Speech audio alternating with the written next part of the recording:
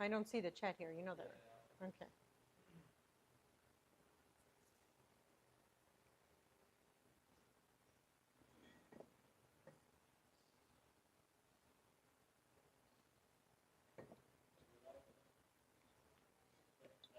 All right.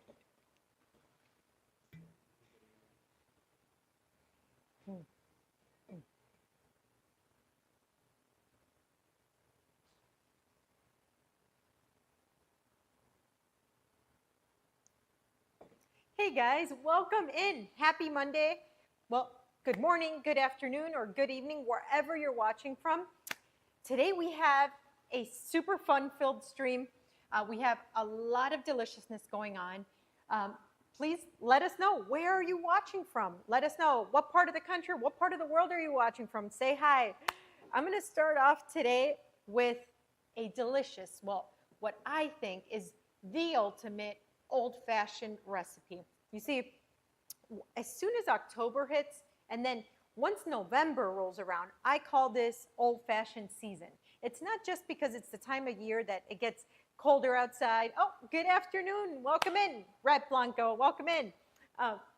It's not just the time, like the season, it's the foods that we're eating. You're eating heartier foods, bolder flavors maybe, a little bit richer, and it kind of begets this, you want something that warms you on the inside, and bourbon is actually, it's perfect, right? And let's not even talk about the aesthetic of it. You just feel like you are cozied up next to, a fireplace on a brown leather couch in the mountains somewhere with a nice throw over you maybe, or your favorite sweatshirt and your favorite slippers, sipping on this beautiful, elegant cocktail that you can't really chug or anything. You have to sip it, right? So I'm starting off with Garrison Brothers, because I'm treating myself. Garrison Brothers Honeydew, okay? So this is Texas straight bourbon, Texas straight, and it's steeped with Texas wildflower honey. So bourbon typically is a little bit rounder. Ain't nothing straight about Texas. Well, it's a little bit smoother than straight whiskey, right? But now when it's steeped with that wildflower honey, it's very smooth. The mouthfeel of Garrison Brothers, whichever product that you have from them, is unlike any other. And this is not an ad. We did this Searching for Maximum Flavor. We did our travel show, which you can find on YouTube. And we visited their distillery. And I had no idea what I was in store for, believe it or not. I am a bourbon fan, and I have several that I actually do enjoy. And when we went to interview the owner and the distiller, I never thought in a million years what I would find. The viscosity of this bourbon is unlike any other. So if you're in the liquor store this holiday season and you want to try something new in the bourbon world, give them a try. This is gonna be unforgettable. Okay, so we're gonna start off with 2 ounces into your cocktail shaker that has ice already. Okay, so 2 ounces go in. And then I'm going to do 1 ounce of simple that I made in-house. Now, the original old-fashioned recipe has a sugar cube, but we don't mess around with that, okay? We're going to do 1 ounce of simple. Okay, that's going to go in there as well. Traditional recipes for an old-fashioned they typically have 3 to 4 dashes of bitters. I don't like 3 to 4 dashes. I like 8 dashes minimum. Your bitters are what's going to give your old-fashioned character and flavor. And the normal recipe is just your traditional aromatic bitters, which is right here. Now, I'm going to do 4 of those. 1, 2, 3, 4. And then this is where things get interesting and what I call extra delicious. We're going to do 4 to 5 of these orange bitters. 1, 2, 3, 4, 5. Okay. I love some orange bitters. Yes, Mike made it. Absolutely. Orange bitters, they make for the most excellent old fashions you've ever had, I'm sure. Orange bitters is part of it. So we're going to stir that up, and you want a little bit of dilution to happen here. You want that bourbon to touch that ice, get slightly watered down. That is what you want to happen in this cocktail. Okay. So now we have our glass with our big boy ice. And I'm going to actually peel a navel orange using my peeler. I'm going to go around and around. You could go up and down, but going around allows you to fit this in your glass a little bit easier. Now, I like to express my citrus. Expressing your citrus means that you're going to kind of like press it, and the essential oils are going to be all over your glass and where you place your palate. You want that. You want the person who's going to enjoy this cocktail to smell those orange. Hi, well, I've been watching your streams and they're amazing. I love to, oh, thank you so much. Thank you so much for watching. Welcome in. We're making a delicious holiday time or holiday inspired old fashioned. I'm using Garrison Brothers Honeydew Bourbon. It's the perfect time of year to bring that out. You typically don't have honeydew bourbon, but this time of year, you really kind of want that. So now we're going to strain this right into our glass. Okay, that is perfect. And the next thing that I absolutely, it's a non-negotiable for me, and that is Luxardo cherries. The Italian kind, guys. It's important. This is what makes an excellent old-fashioned versus an okay old-fashioned. The kind you have at a craft cocktail bar by a real mixologist, or the kind that you have at an airport bar with a red cherry by Joe Schmo. So you want this beautiful cherry to just sit on top, and this syrup that they're in, oh boy, I want that in my cocktail. Just a little drizzle over the top, rounds it out ever so elegantly. Trust me, you want this. And if you are making cocktails at your next gathering, people are gonna think that you are the cocktail hero. Trust me. Again, I always say there's good old fashions and there's great old fashions. And then there are the old fashions you never forget. This is it. Again, I use Garrison Brothers Honeydew Bourbon. We did 2 ounces. We did an ounce of simple syrup. We did 9 dashes of bitters, 4 regular aromatic bitters, and 5 dashes of orange bitters. We did a beautiful orange peel, I would say about 5 inches long. We expressed it all over the glass, placed it right beside our big boy ice cube, okay? Strained our cocktail right into the glass, and then dressed it with this beautiful Luxardo cherry. Now, Luxardo cherries, as you know, they come from Italy. They're not just, oh, looks great. Thank you so much. Welcome in, Lil Rojo too. Welcome in. So, yeah, they come from Italy, and it's not just the cherry that's delicious, it's the syrup that it's in. Oh, like, just also the smell. When you open this jar of Luxardo cherries, outstanding. And if you don't have them on your old fashioned, guess what? They're delicious over ice cream. A scoop of vanilla ice cream or chocolate ice cream, and you throw a couple of those Luxardo cherries. Incredible. Anyways, let's sip this. Oh yeah, that is outstanding. Oh, I had a Luxardo cherry and a whiskey sour. Yep, they go in whiskey sours as well. And again, it has to be a Luxardo cherry. I've been to parts of the country where I'll order a whiskey sour, or I'll order, you know, an old fashioned, and they whip out those red cherries, like the ones you have on ice cream sundaes, and I'm like, no. Or sometimes they'll muddle an orange in there, and you're like, no, I need the orange peel. But anyway, speaking of old fashions, do you know what's one of the best pairings of all time that people don't really know about? Guess, chat. Are those cherries any sweeter than the ones on ice cream sundaes?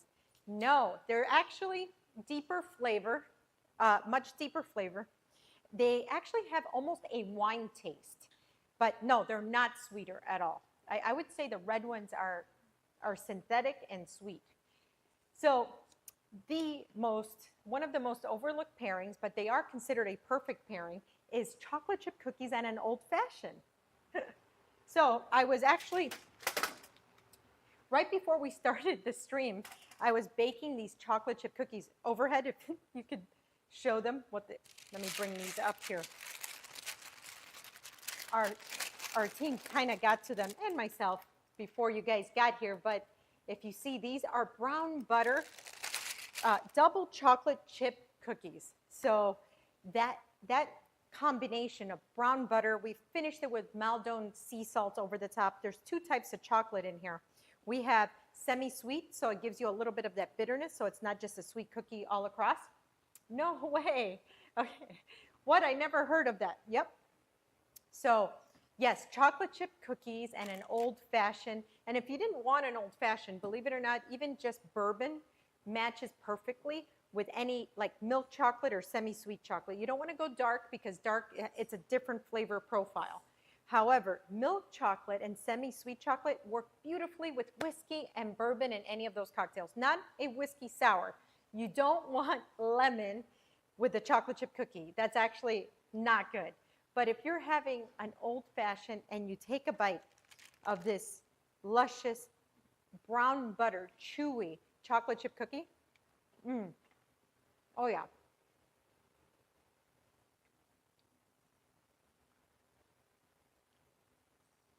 So delicious. So in here I have milk chocolate, and I use Lindt milk chocolate. I bought the actual bar and I chopped it up. And then I've got Ghirardelli semi-sweet chips. You want to use nice, high-quality chips that are not made out of, that cookie looks so soft. Wow. It is. Actually, let me see if I could cut one in the middle for you guys. Let's use our dough scraper even for taking out cookies. Oh, yeah. Oh, boy.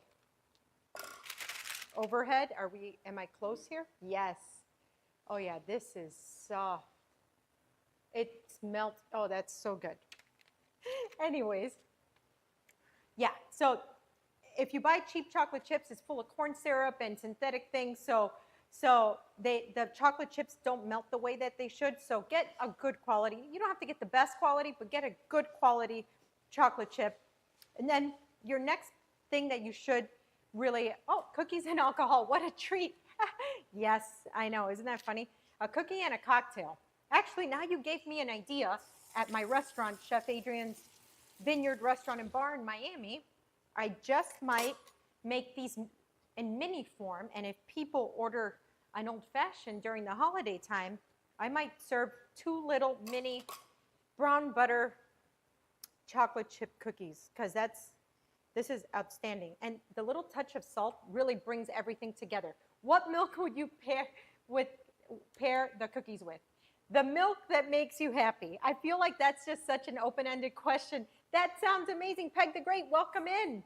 We just made an old-fashioned, the ultimate old-fashioned, especially now for the holiday time. We use Garrison Brothers Honeydew Lace bourbon, Texas straight bourbon, mixed in there with Texas wildflower honey, simple syrup. We expressed the citrus, which is navel orange. We expressed it all around the glass. And again, 2 ounces of bourbon, and then we finished it with a Luxardo. Those are imported from Italy. Luxardo cherry, and even drizzled a little bit of that syrup that they sit in. Just super delicious. So welcome in, JPC IRL. Welcome in. We are making this, we've made this old-fashioned. We're talking about chocolate chip cookies, and what a wonderful pairing. Oh, what a wonderful world. What a wonderful pairing, chocolate chip cookies and an old-fashioned are. There are other pairings. Guys, are there any, chat, let me know, are there other pairings that you like with your old-fashioned? You know, drop it in the chat. Let me know. Like I said, this one, oh, pleasure to be here. Oh, thank you. So we have a fantastic, oh, peanut butter. Oh, yeah, hell yeah. Peanut butter, absolutely. But at least at the restaurant, we can't mess around too much with peanut butter because of all the allergies and whatnot. Bacon, absolutely. For my upcoming cookbook, Maximum Flavor at Home, we have this killer candied bacon old-fashioned, and the candied bacon just kind of is coming out of this old-fashioned. And it's a similar play here where you have that saltiness and you have smokiness. And oh, so hi, LHH Otero, welcome in. I guess it's 5 o'clock somewhere. Yes, cheers to you. We just made a delicious old-fashioned, perfect for the holiday time. Whether you like it, you like them for yourself, or you like making them for others. It's the ultimate old-fashioned recipe. We used Garrison Brothers Honeydew Bourbon, and then a really great recipe for an old-fashioned. And I said, that one of the best pairings is a brown butter salted chocolate chip cookie. This is, I tell you, you take a bite of this and a sip of that, and you're gonna be happy. There's just like, it's just one of those blissful moments where you're like, yes, I wanna be curled up by a fireplace somewhere cold in the mountains, with a fireplace for sure, and my favorite throw around me, and this, it just kind of makes you happy. So we talked about pairings, bacon, absolutely, peanut butter, absolutely, peaches, candied peaches, peach pie, apple pie, caramel apple pie, absolutely. So we have an outrageous stream for you guys today. Some fun, very fun games. We are going to also make the ultimate, when I tell you the ultimate Thanksgiving side dish, it's my personal favorite side dish. This is the one that cannot be out of rotation for Thanksgiving. This is the side dish that all my friends and family ask me to bring when I'm invited somewhere during the holiday time. So this is the one, okay? This is the one that if you don't have this at your Thanksgiving table, just no. Just don't even try. Cancel Thanksgiving. I'm kidding. But anyways, yeah, so we're gonna make this cornbread and dewy sausage and cran apple stuffing. Now, I always say I'm allergic to boring, and I hope you are too. I mean, I know you are. If you're on this chat, if you're on this stream today, I know that you are allergic to boring.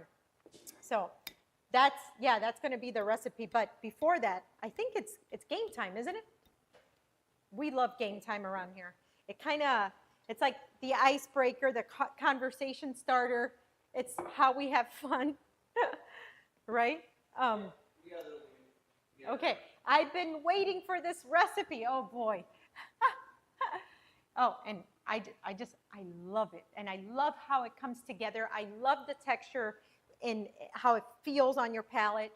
And it's so much going on. So much of Thanksgiving food, I feel like almost has that same thread, that flavor profile, or it can feel that way once you've had a couple spoonfuls, right? For those of us that love spice and that like acid contrast, I know I do. When I create dishes, oh, Diesel Smoke Sauces, love this shirt. You get it? Yeah, thank you. Welcome in. Welcome in. We are talking about Old Fashions, chocolate chip cookies, and what's coming up on the stream, which is the ultimate Thanksgiving side dish. Good. Back. So for me, oh, nice. This, again, I can have mac and cheese. Sure, I love mac and cheese. I can have green bean casserole. Absolutely, I love that. But this stuffing, yes, it needs to be on the Thanksgiving table. Okay. You've been talking up your stuffing for a few streams now. Let's see what this is all about. Okay. All right. Yeah. Okay. So we got a couple different TikToks. We're going to be reacting to TikToks right now. Okay. It's all in on Thanksgiving. Right now we're going to be reacting to some Thanksgiving recipes, either good or bad. Okay. Okay. So 1 second, let's put that up. If you're watching back home, we're going to have these TikTok recipes up for you so you can see what Chef is seeing, and then she's going to be rating and reacting to them. Reacting and rating. So I'm rating it to what? 1 to what? How you like it if you see yourself doing it. Oh. Am I watching this already? Hold on, not yet. Okay, you got to let me know.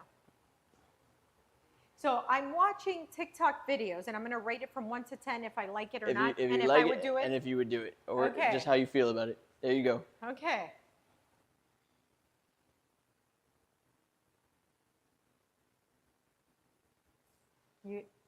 Are we Yeah, on? We're good. This is what it is.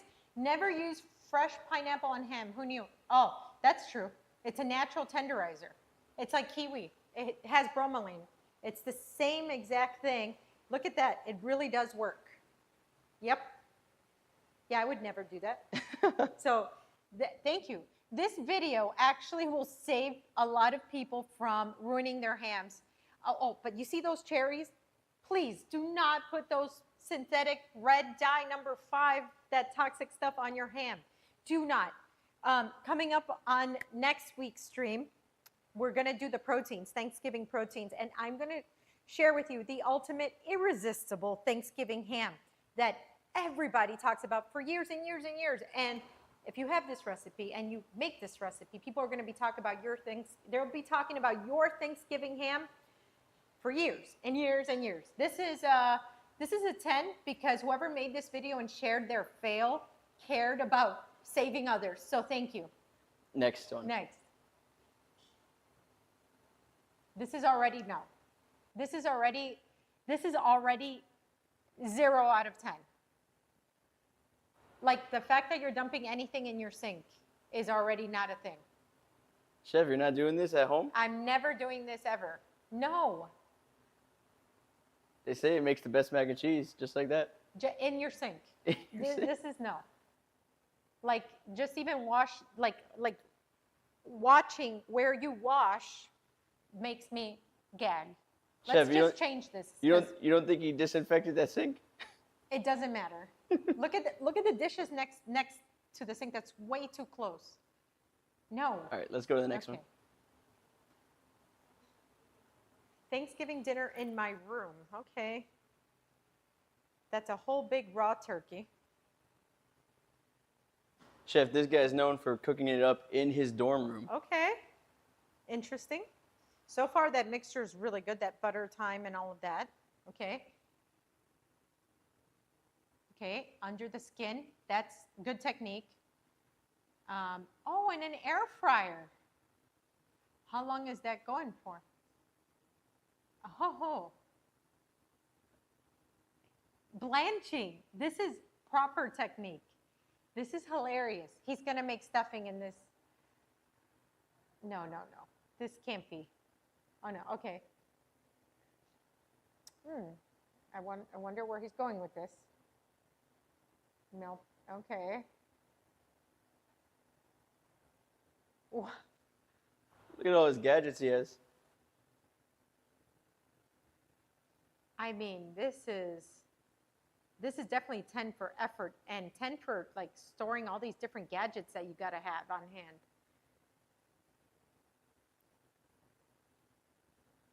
I mean, might be easier to go somewhere for Thanksgiving. Like, hopefully you're invited somewhere for Thanksgiving if this is what you got going on. Wow. Okay. Oh, stop. Mashed potatoes or potatoes from, oh, no. Like Hasselback, au gratins.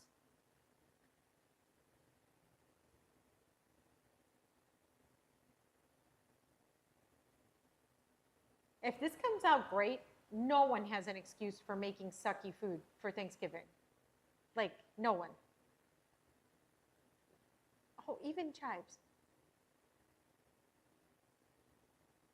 I don't know, Chef. I think he has talent. This is great.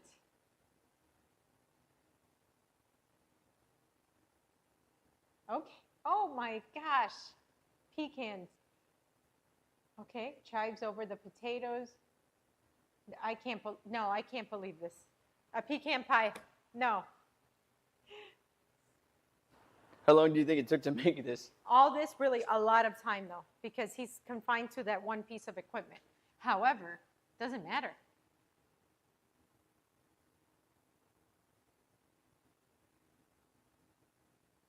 Okay.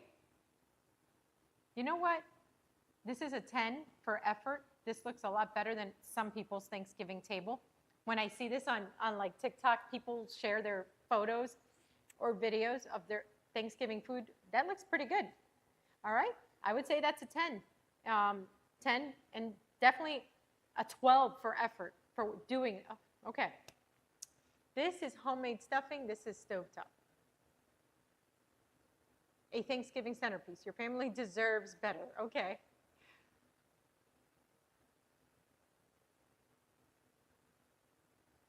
Okay.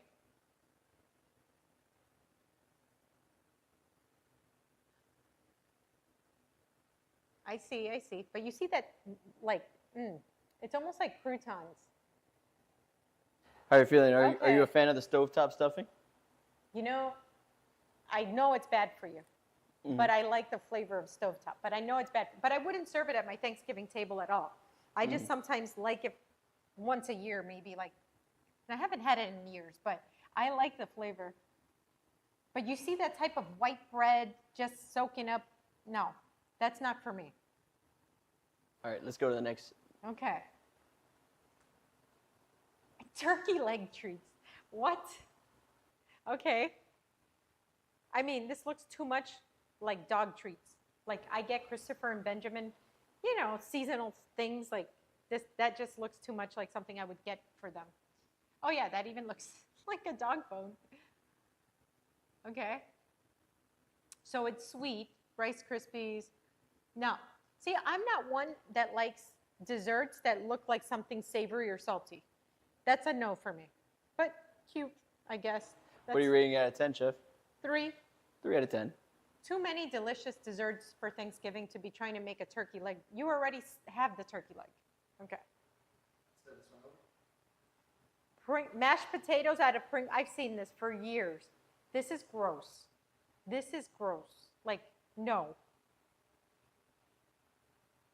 No. Look at, see, no. Yeah, no.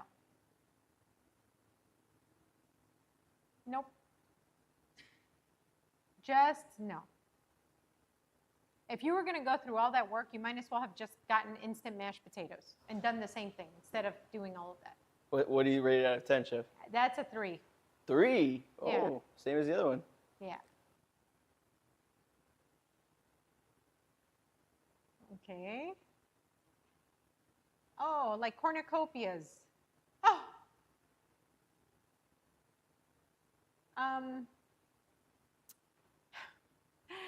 That's a 3 as well. And 3. That's a cute idea, the cornucopias, but are you eating that? Like, look at that cold fruit, look at the cold grapes, blackberries, herbs inside of that. And if you've baked with the Pillsbury dough, like, you know that that's very delicate. When you go to pick that up, that's probably going to break. You think you could do that better? I wouldn't do this. That's not my style. Cute, like the 3 points are because the cornucopia is cute. Mm-hmm. We got one more for you, Chef. Okay. Okay.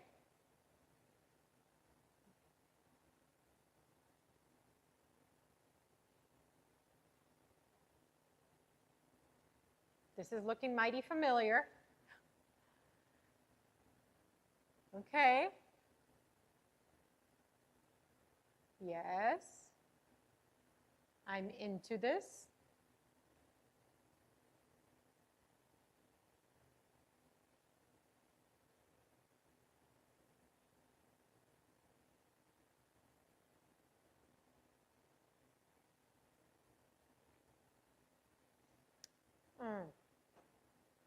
Okay.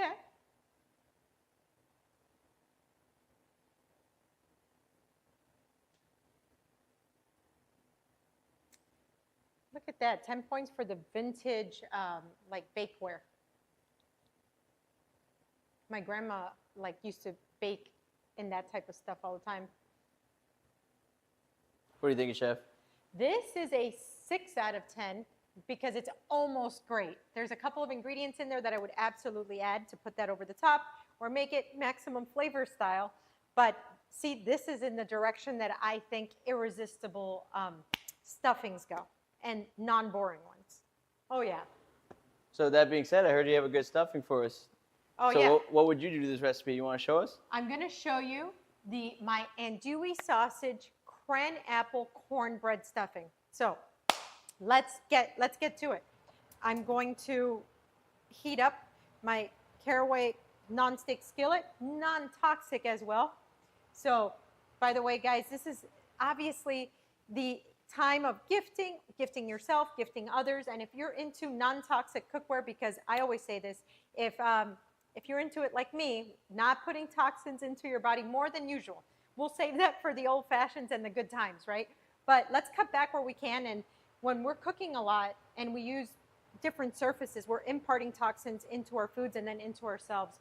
Our friends at Caraway take that very serious, and they don't allow us to cook with toxic cookware. So you can get up to 20% off if you use my link, and they have all types of colors, which are amazing. I love this for this time of year. It's like this burnt orange, nice warm color. So when I'm cooking during this time of year, I absolutely love it.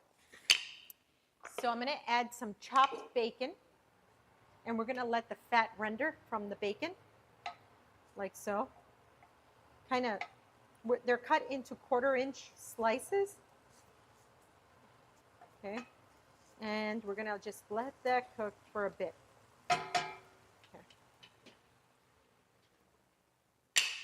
Okay. Next, I have here cornbread overhead. Cornbread that I just baked. Just sweet cornbread, very delicious. And you can use store-bought cornbread, by the way, or you can use leftover cornbread. I say the same thing when I tell people not to microwave food in plastic containers. Yes, do not microwave your food in plastic containers. Even if it's stored in plastic containers, take it out, heat it up on a ceramic plate with a moist paper towel over the top. Sandwish, welcome in. Thank you so much. Thank you so much for joining us. We were making old fashions, we were talking chocolate chip cookies, and now we're making the ultimate Thanksgiving stuffing. We got bacon working in a pan here. We have fresh cornbread that I baked about an hour ago. Okay. Oh, that smells so good. All right. So we're going to let that work. And what I'm going to do is start doing all like my chopping here. I have here some celery hearts, which you can use, let me see, you can use regular celery. You can even use celery leaves. There's a ton of flavor in that. So I'm going to put this to the side. All right. And the recipe for our stuffing's on the chat, right? Yeah, it is, Chef. Okay, perfect. So, Kitchen Fairy, would you be able to hand me some cranberries that are in the pantry on the right? Thank you. Okay, so I'm just going to chop this up here.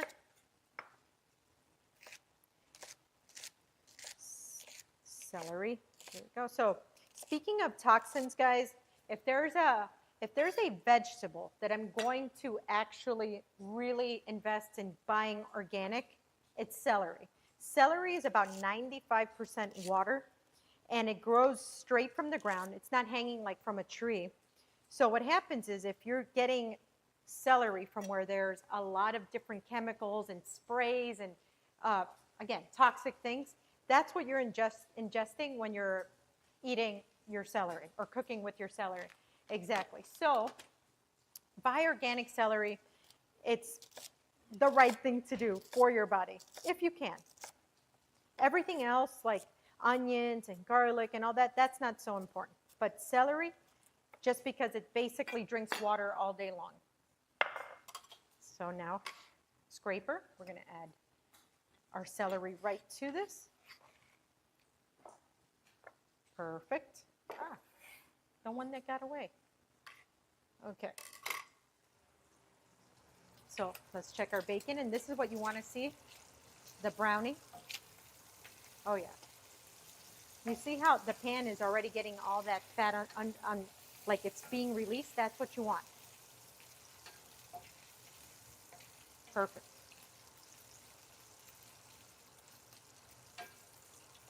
All right. So we want to make sure that we don't allow little mounds or little hills of the bacon. Separate them so they cook evenly. Okay? So now I'm going to take my bowl and I'm going to put in here the cornbread.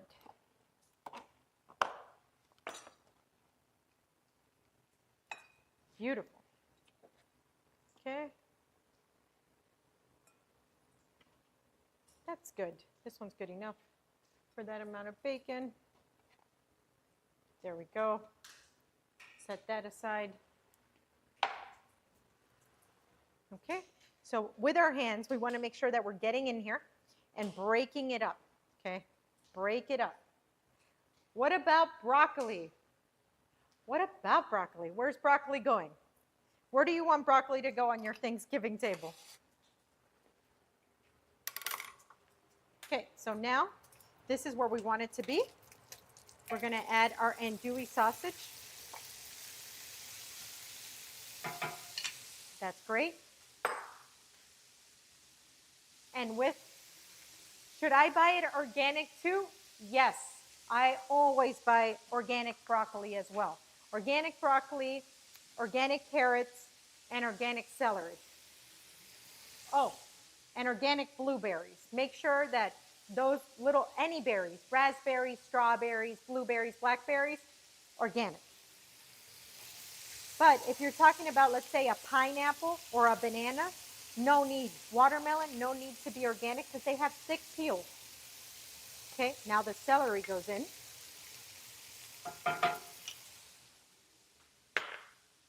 Next, our onion is going to go in. Guys, the smell in here is incredible. Incredible. Okay, next we are going to, actually I had a green pepper here, perfect. We're going to add a bit of garlic.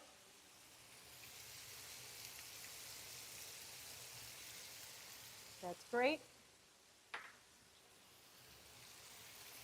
And now I'm going to lower that heat and let these flavors come together. I'm going to season it with a little bit of salt and pepper. And a little bit of cayenne pepper, because cayenne pepper, again, not to make it spicy, but it's going to bring this subtle heat, and it's going to play really well with the other sweet flavors, and not to mention that cornbread. Cayenne and cornbread, they go spectacularly together. Okay. Perfect. Now here we just want to kind of cook the celery and onion till it's a little bit translucent, but we don't want it to caramelize. So now I'm going to turn off the heat. We're going to let that sit there while we cut up our green bell pepper. Here we go.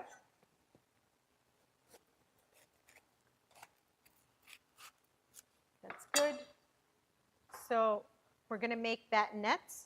So that means little slices all the way in, out, up, down, up, down, up, down. And then we kind of line them up like soldiers, like so. Flip them around, and that way we can mince this up. That smell must be amazing. Oh, it is. It's incredible. The smokiness from the bacon, oh, and the andouille sausage. You could just smell the spice from the sausage. Andouille sausage is a very famous Cajun sausage. They use it a lot in Louisiana, New Orleans. You can find it in jambalaya, red beans, but so delicious. So this green bell pepper, you can use red bell pepper, but the green just has a little more pop, a little more zing. And that's us. Is stuffing still stuffing without bread? Yes. And by the way, there are rice stuffings. Have you ever had wild rice stuffing? Have you heard of that? But technically, there's a technicality here. Cornbread, wink, wink, cornbread stuffing, that's still a bread. So we're going to mix in this green bell pepper right into here. And we still want that snap and the pop. So if you notice, we haven't turned on the heat. We're just letting the residual heat kind of cook it all the way through. Okay, so now we have our Granny Smith, a green apple. You can use whichever apple you like. You can really use Honeycrisp. That goes really well. Do not use any other ones because they're ashy. They're on the sweeter side. They might be, you want something firm, tarts, okay, and snaps. So I am going to peel it because I don't want the actual peel. It has a different type of texture than what I'm going for, but it's not a must. If you don't want to peel it, just slice it up without peeling it. To me, these extra 20 seconds are worth it. Oops. So, all right. So here, once I have peeled all around kind of the outer areas, I'm just going to give it one little ring, like so. We're good here. You saw the dough scraper? You see how that comes in clutch? Okay. So now we're going to make little squares. We're going to chop this up into 1/4-inch squares. Perfect. Now, all of this prepping, guys, Granny Smiths are my weakness. Yes, they are. Mine too. Actually, Honeycrisp apples are my absolute favorite, but then Granny Smiths come right after. And for this recipe, in my opinion, there's no better apple than a Granny Smith green apple. Okay, so here we go. So chop, chop, chop. So all of this mise en place, or basically prep, all the chopping that you have to do for this recipe, I would do it 2-3 days before Thanksgiving, guys. Okay, put all this prep in resealable plastic bags. Okay, I'm going to put this right into my cornbread. I don't want to add this to my hot mixture. Why? Because I don't want this to turn into applesauce. Okay, so slice, slice, chop. So we're going to add that right again to our cornbread mixture. And if you like it a little heavier on the apple side, add more apple. Okay. If you like a little bit more pepper, add more pepper. So here we go. That's good. The other thing that we're going to add here is dried cranberries, okay? Dried cranberries, you can use fresh, but then again, they're going to be very, very tart. I would say add the dried cranberries. There we go. This is looking really, really good. Next, we're going to add chicken stock, okay? We're going to bring our heat up here. And we're going to add our chicken broth right into this pan. We can always add more to the mixture after, but for now, what we want to do is release all the flavor bits that are at the bottom of this pan where the bacon was cooking and all of that. We're just going to bring this to a simmer. Like that. That's perfect. So next, we are going to add green onion.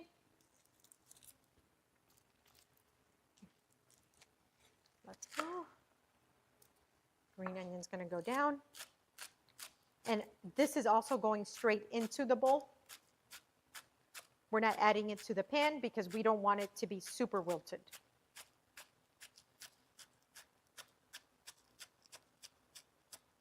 That's good. Okay. All right, so that's going to go in there.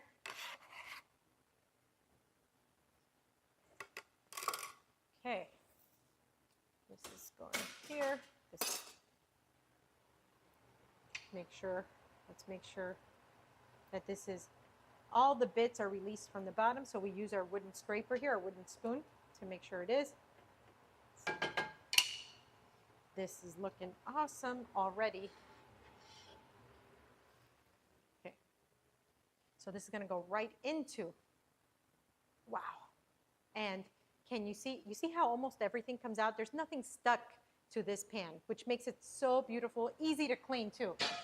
Because that's another conversation topic, guys, which is how much you have to clean when you're cooking all day for Thanksgiving, right? Have you ever heard of stuffing with ground beef? Absolutely. The pumpkins match the caraway pots. Yes, they do. How funny. Yes. But for me, I don't like that clashing of proteins on Thanksgiving. I go as far as this. But if I'm going to have beef too, so then I'm having turkey. This is in the pork family, which is ham, right? But if I'm going to add beef in there too, it's just too much for me. But yes, I've heard of it. I've heard some people really love that. So now, since this is ground beef on turkey is weird, agreed. So since this is like super full, I'm going to be very careful folding in here. Oh, and then that's right. Where did I put my butter? Yeah, right here. So I'm going to add a little bit of my melted butter right there. Okay. So I'm going to be very careful doing this. Okay. I'm going to make sure that I bring the cornbread over as I'm folding. Oh, guys, the smell in here is ridiculous. It's too much. It's just too good. Okay. All right, so I get this right there. So that's my baking dish. I like to use a beautiful ceramic baking dish. And keep in mind that typically this is what's going to go on your table. So think about what you're baking it in, that's going to be your final like plateware, serviceware, etc. So I got this at Target. Wasn't expensive. It looks beautiful. That way, I also, when I think of plateware and flatware, when I'm hosting for the holidays, I think there's a big chance that somebody's walking away with this, you know, because in the heat of the moment, they want to take some leftovers and they're like, and I'm feeling extra givey. So, you know, I'm like, oh yeah, take this with you. So think about that. Okay. Okay, perfect. So again, I'm making sure that I'm folding over without mushing. If you notice, I'm not mushing. If I was like mushing together everything, the apples, the celery, all of this would become like this paste. And no, because when you put your fork in here, I want you to see all these ingredients, including the green onions, okay? So I'm going to take a piece of paper towel here and a little bit of butter. And I'm going to like grease the ceramic dish. This wouldn't stick because there's bacon fat in here and everything, and it's ceramic. But what I want is for the edges to get nice and caramelized. What's the weirdest thing you've seen inside stuffing? Oh boy, I've seen down here in Miami, I've seen rice and beans. You know, it's just too much. I've seen plantains in there. I've basically seen a fruit salad as well. So that's about as crazy as it gets for me. But this screams Thanksgiving. This screams beautiful, irresistible texture. This is smoky, sweet, salty, savory. It has pop in there. It has creaminess. It has all the things that you want in a Thanksgiving stuffing. So when it all gets too monotonous, the turkey, the gravy, the mashed potatoes, you whip this out and all of a sudden it's like, pop. It's like your palate is awake. All right. So, oh, we didn't even talk about that nice tangy pop from the craisins. There's a little chew on there as well. You know what I'm talking about with the dried cranberries? Okay. I also don't want to super pack this in. I want pockets that the heat kind of travels through it, and that's going to create caramelization. Caramelization equals irresistibility. I don't even know if that's a real word, but it should be. Irresistibility. Can one of the kitchen fairies Google if irresistibility is a word? And let me know. So this is going to go in a hot oven. I don't know. The recipe generally probably says somewhere in the 300s or so. It depends on how your oven works. Everything here is cooked. So the idea is that you want to just keep an eye on it. You want a golden brown color, okay? Irresistibility is a word, Chef. Great. Okay. In the oven it goes. Perfect. Okay. So that's going to cook for a few minutes. We love Target. Yes, we love Target. Are you the fill your plate with everything type of person on Thanksgiving, or have items separately one by one? So I'm the type that has everything on the plate. I make sure that if I'm hosting, the oval platters are the ones that are on the table. I don't want, what irks me the most is having a little circular 10-inch plate, and you expect me to get turkey slices, ham slices, a number of side dishes, like really? All of that. Oh, and with gravy, so a sauce on top of everything. You want me to get that all in a 10-inch plate? No, no, no. So if I'm coming over and you took the time to get these oval platters, you get 10 points on my list, for sure. 10 points because you were thinking of me and my ease of enjoyment once I sat down at your table. So there's space for everything. And then once I decide what I'm really enjoying, I go back for seconds and refill that way. But yeah, not one by one because then I'll get full and I didn't even make it halfway. So definitely everything. Chat, tell me, what are you guys? Are you fill your plate up with everything or are you one by one? I've never met a person that's a one by one though. I've seen him on TV, but I've never met one that's that way. I feel like that's blasphemy.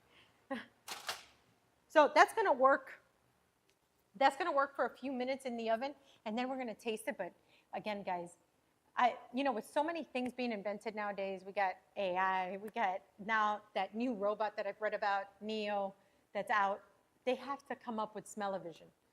I feel like smell needs to come out in like wherever you're watching from. I think that would lure people for sure to actually try recipes. Or they steer the other way from like the TikTok fake recipes, you know? Is canned cranberry sauce actually superior to homemade? Ooh, that is a great one. That is a great question because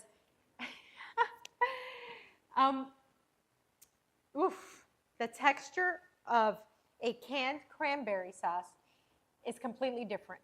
So it just depends on how good the person making the homemade cranberry is. If you're somebody who tastes, see, you can follow a recipe for homemade cranberry sauce, but that recipe is never, they don't know this batch of fresh cranberries, how acidic they really are.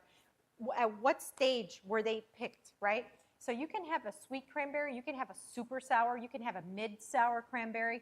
So these recipes often are just kind of guide maps, but you're supposed to taste and be like, oh no, this does need more sugar or more honey or more agave because this is still too sour. And too sour just clashes with, imagine sourness with your sweet potato and stuff like that. It doesn't work. So if the person who's making your homemade cranberry sauce is intuitive, an intuitive cook, you're better off for sure with the homemade stuff. But if they're just following that recipe like the Holy Grail, go with the canned stuff because 9 times out of 10, it's going to be too sour and people are going to be wishing they had the canned stuff. How would you translate what stuffing is to an abuela that doesn't understand what stuffing is? I would just say it's like, imagine you're saying abuela, so that means Spanish. So I would say it's kind of like the rice and beans to your protein. So if you're roasting a pork, it's your rice and beans. In this case, it's the rice and beans to a turkey. I hope that makes sense. It's what accents or elevates the protein. Te lleno de pavo. Well, Rat Blanco, she said, explain it, not translate it. Chef, what's the one traditional dish you secretly wish you could replace on a Thanksgiving menu? Ha! Okay. Green bean casserole, the traditional version. Green beans are absolutely delicious, and a casserole version does belong on a Thanksgiving menu. However, the traditional recipe using that gummy canned product from that company is no. It's just a hard no. Even the crispy like onion topping that's super synthetic is also no. So a variation of that would be spectacular. Should chefs modernize Thanksgiving or leave grandma's recipe alone? Chefs should modernize Thanksgiving, and I wouldn't say modernize because if you modernize it, you're going to take away what's really great about it. They should leave grandma's recipes alone, but I would say improve or tweak where they deem necessary. And as an example, a chef can make a green bean casserole even better than a traditional recipe that uses that canned mixture and elevate it, but still keep the crux of what a green bean casserole is. They can make freshly crisp fried onions, and again, they're keeping the essence of the dish. They're not changing it altogether, but they're improving on what was. You know, a lot of times these recipes where they come from the Great Recession, the Great Depression, the after World War II, out of necessity where people can only afford X, Y, Z, right? So these recipes were born from that. And now we've kind of evolved and things are more readily available. So there's no reason for us to stay stuck buying that synthetic bad for you product just because we did 100 years ago. So I hope that answers your question. We're going to check on our stuffing. Because remember, all parts were cooked on here. We just want it to come together. Let's go check on that. Oh, yeah. Okay. Let's go. Now, which kitchen fairy wants to come and try the stuffing? I'm come I'm try going to this go out. get a spoon and a fork. Ooh.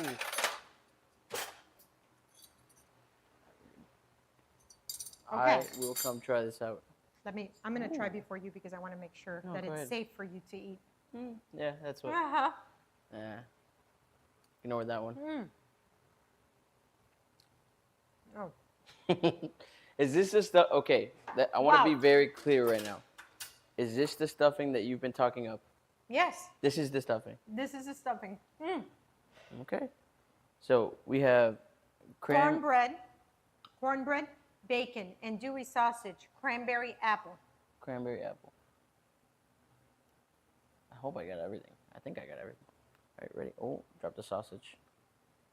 Yeah, I don't know how to take bites. Ready? Okay.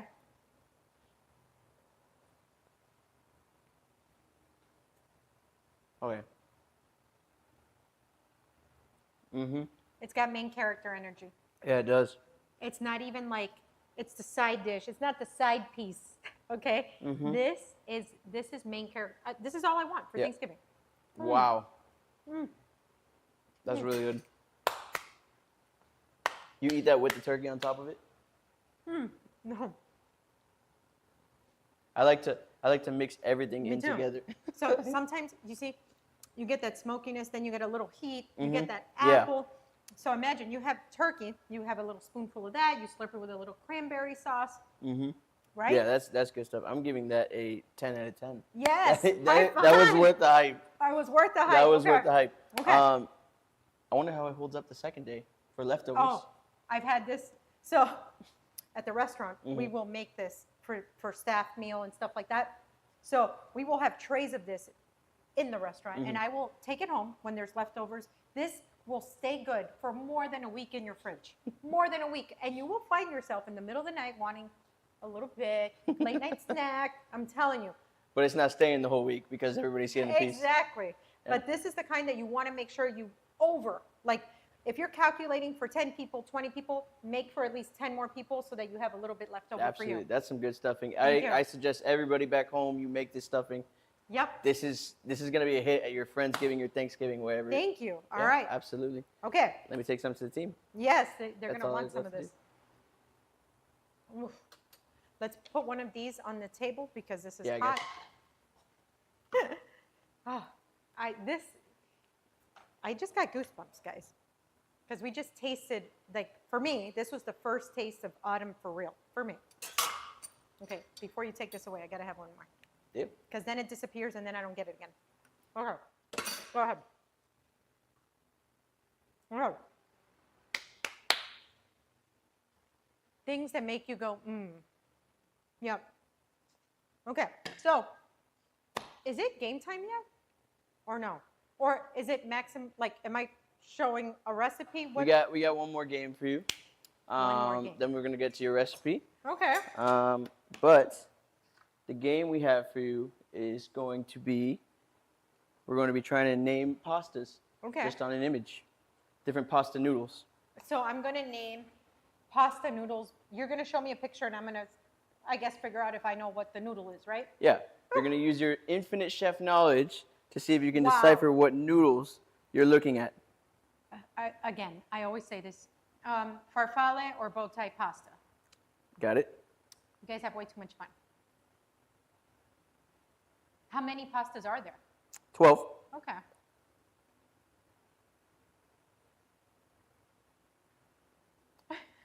Oh, hold on. We got a little. We have a little technical issue. Yeah.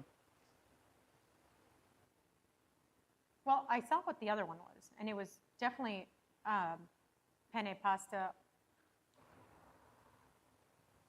Was it? Yeah. How can you be so sure?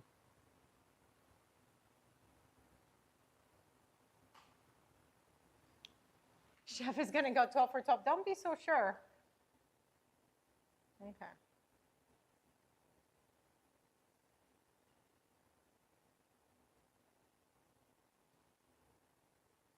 A little technical issue with your fun games, guys. That's okay. You know what? I'm going to be prepping here for my recipe that I also can't wait to share with everyone. I'm going to zest my lemons.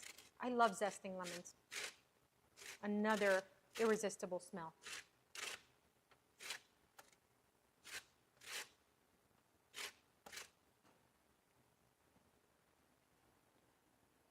Okay.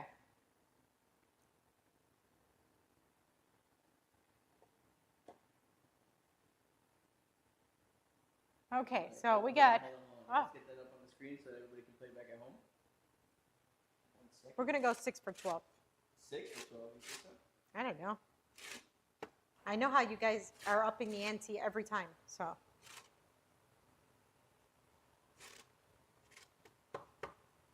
All right, here we Okay. go. Okay. You ready? Yeah, I'm ready. Okay, number 1, what do you got? I got farfalle or bow tie pasta. Bow tie, that's what we got. Good job. Okay, penne pasta. Easy. Is that flat?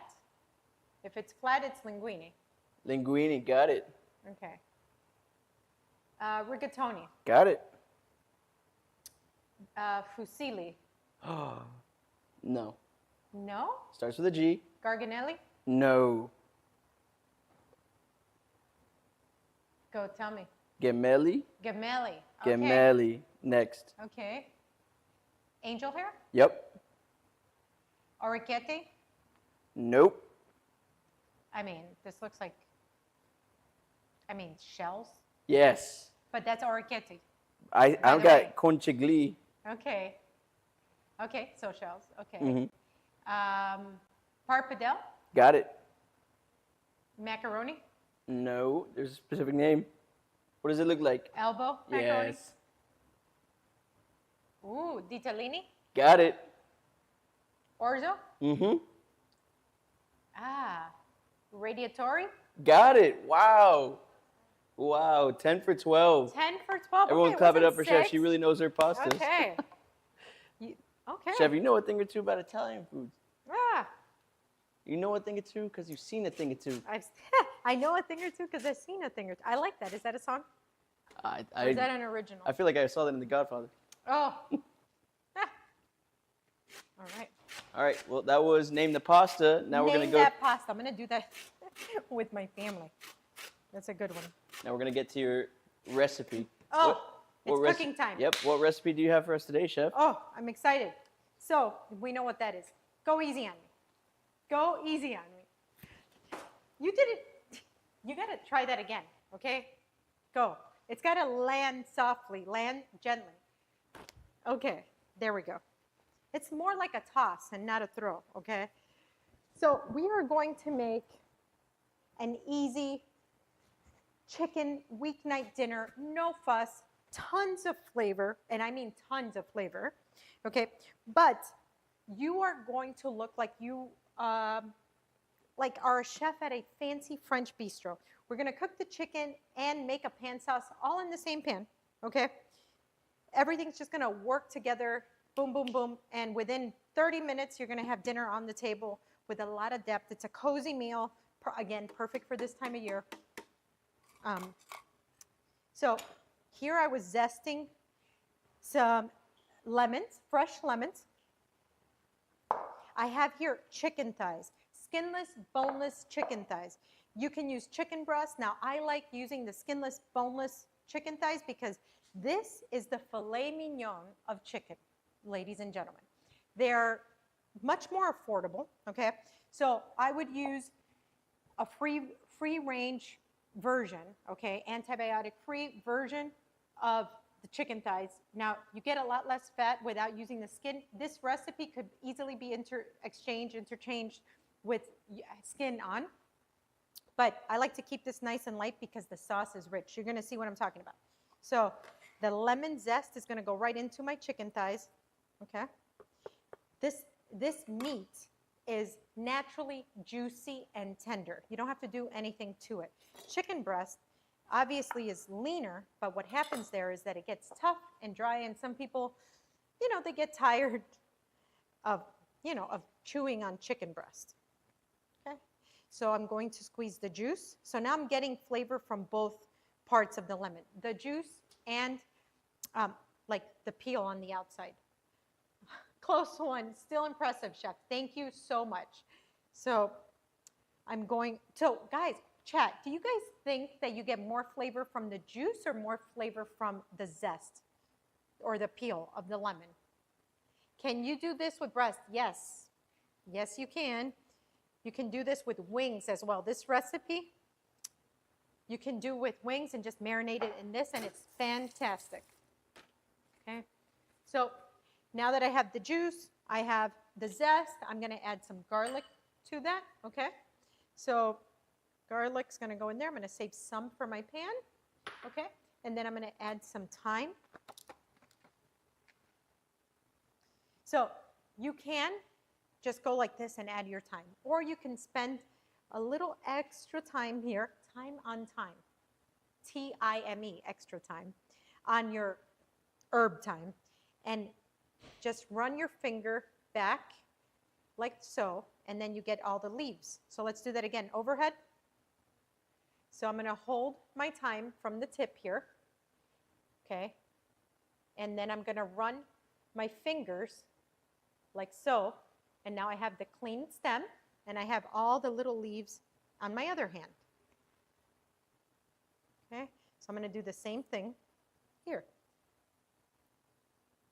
And if the tip falls off, well, that's the tip by itself, so you can just add that straight in.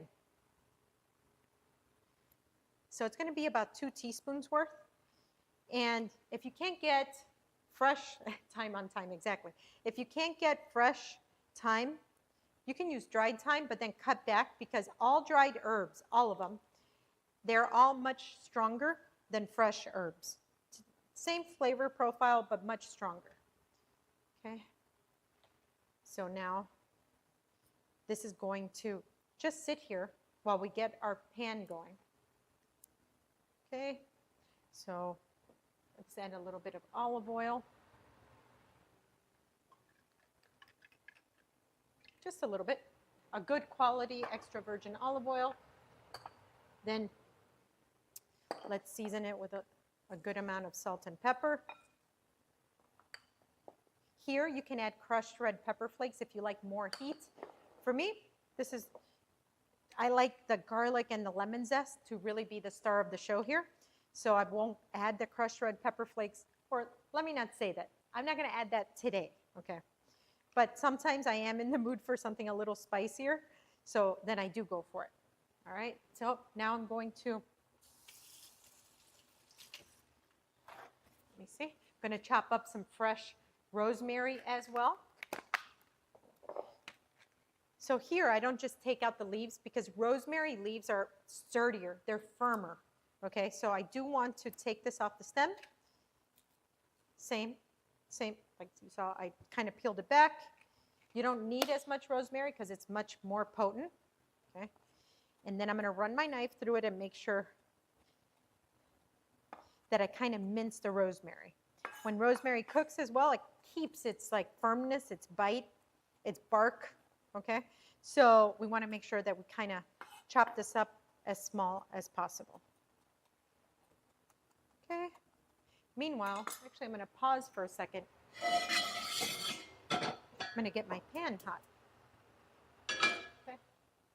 So neutral oil goes down in the pan with a little bit of olive oil as well. We're going to get that nice and hot. Okay.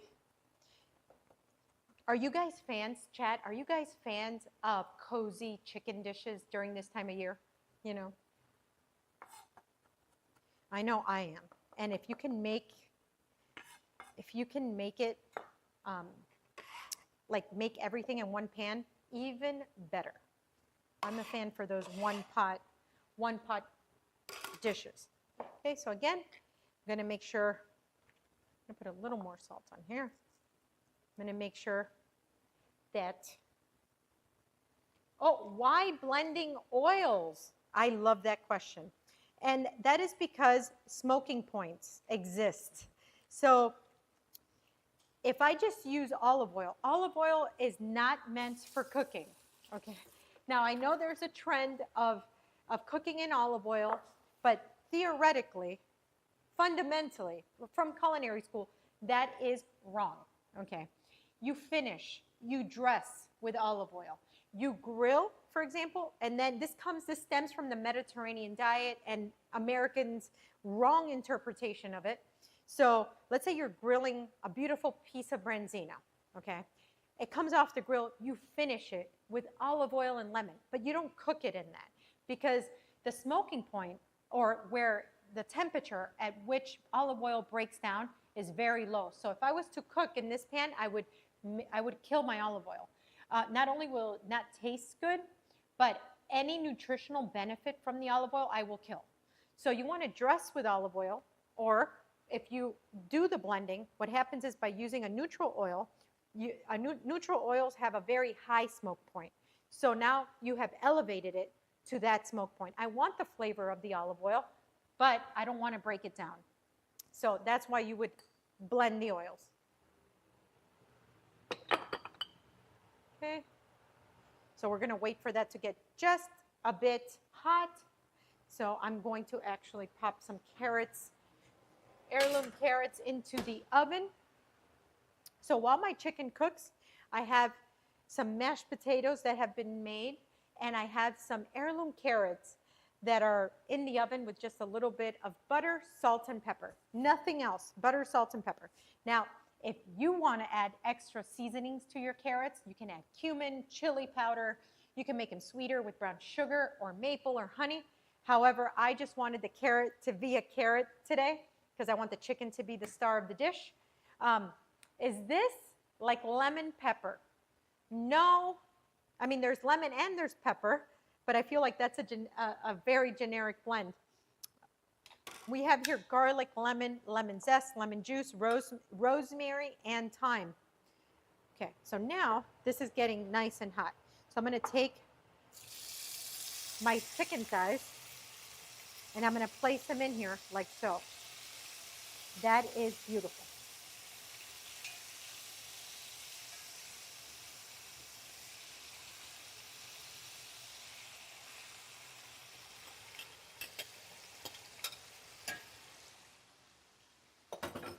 And this is, again, a beautiful dish because chicken thighs are the filet mignon of chicken.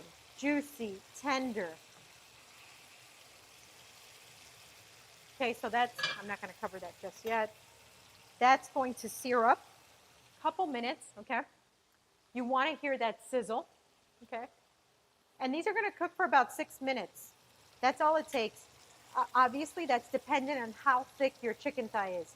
If you are buying antibiotic-free and all that, or hormone-free, you know that your chickens are going to be smaller. So this is probably going to be just a few minutes. If you're buying the loaded chickens, they're going to be big thighs. Okay, so now the juices are releasing. So once you see that happening, we're going to put a lid on this. We're just going to put a lid for a couple of minutes. It's not anything crazy. So we're going to have mustard. Mustard's going to go in there. You don't necessarily need the mustard, but I love how mustard plays with thyme and rosemary. It's fantastic. Okay, we have a little bit of chicken broth as well, and then I'm going to chop up some chives that are going to go in there. Yep. Carrots, if you buy heirloom carrots, especially during this time of year, you're going to get these beautiful carrots. Toss them, like I said, in a little bit of melted butter. Get a good European butter, unsalted butter, salt, kosher salt if you can, freshly cracked black pepper. Put that in a 400-degree oven for 20 to 25 minutes. Oh, you're going to have just simple but super delicious carrots. Now, if I didn't want this to be so cozy, I wouldn't go with a carrot. I would go with a green, you know. But since I want this to be an all-around feel-good, comforting dish, I'm going to go with, for sure, I'm going to go with the carrot. All right. Let's get these chives out of the way. Now, let's take a look. They're getting a beautiful color already. Yep, that's what we want. We're going to flip them over. This one not quite yet. Nope, not yet. Well, you know what? Let's let them cook for a little longer. Let's go for a little longer. So by putting this lid, we are also allowing it to cook not just from the bottom, but also from the top, because that heat is just circulating. And no, we are not braising anything, so we don't have to go low and slow. This is already a tender product, so you are going high heat. Keep it juicy. Oops. I'm going to clear up some of that splattered oil. Okay. All right. Now, it's looking good. Looking good. So you see how the chicken's becoming a little bit more opaque? That's what you want. Now let's flip. Flip. No, that's good.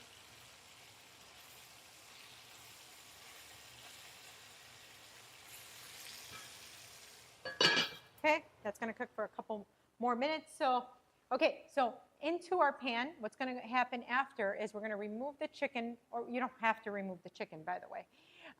We're going to add a little bit of Dijon, some chicken stock. You can add white wine if you'd like, but if you add the chicken stock, you're going to release all those flavorings from the pan.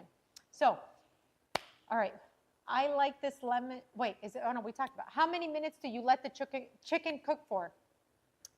Just 6 minutes or so. This size, about 6 minutes. Grundy, good evening, Chef and Chad. Hi, welcome in. We are making a cozy chicken dish with some mashed potatoes and roasted carrots. We seasoned up some chicken thighs with a little bit of lemon zest, garlic, thyme, lemon juice, rosemary, and a little extra virgin olive oil. I made mushroom and tarragon pasta for my meal this evening. It was great. Sounds so delicious. What kind of pasta did you use? What kind of noodle? We just did a pasta game, and so I got that in my head. Okay. Oh, the smell of rosemary and thyme in here is exquisite. Exquisite, I tell you. So this is these are the little pieces that we're going to release. Oh, yeah. That is beautiful. Okay. So we have garlic, we have this. So now we're going to cover it one last time. Okay. And we're going to let that cook for about 30 seconds before we start to add our chicken stock. Okay. 10, 9, 8, 7, 6, 5, 4. Here we go. Okay. That's it. So I'm actually going to remove the pieces of chicken for the sake of you guys seeing what happens in the pan.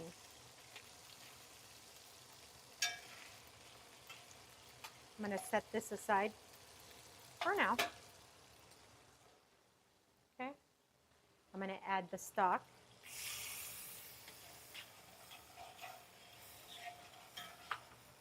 Okay.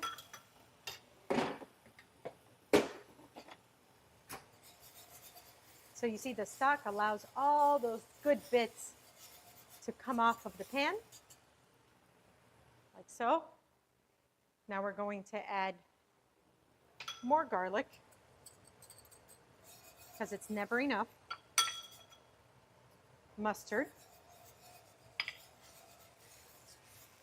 Okay. Butter. That's going to come at the end. Now I'm going to hit it with a little bit of honey, because who doesn't like honey in their chicken? Like the Chinese do honey garlic chicken. That's so delicious.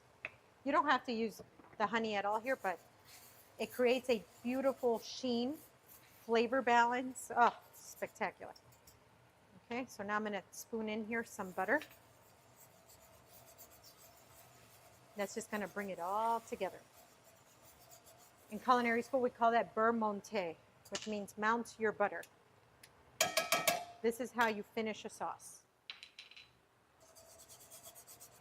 And you have to whisk it. You can't just let it melt in there. You have to mix it.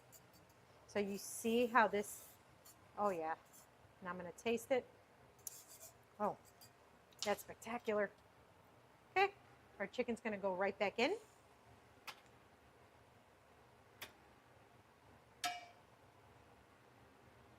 Like so.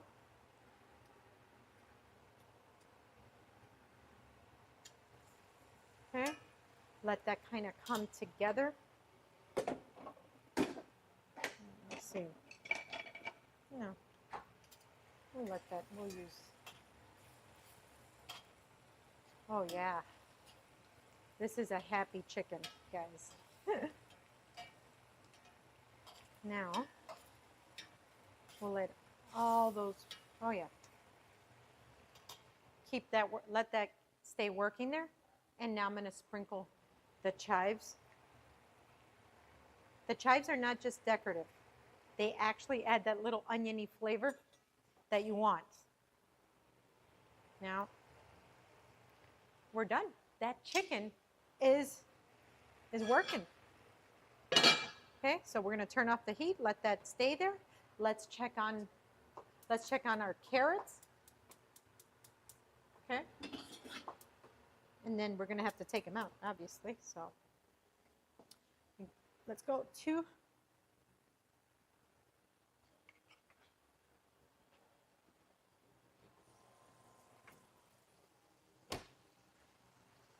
our carrots are done. Let me grab a plate.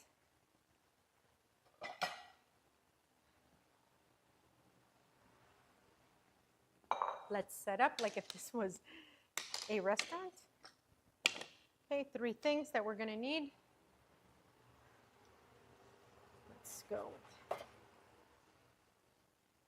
with the carrots on the far side.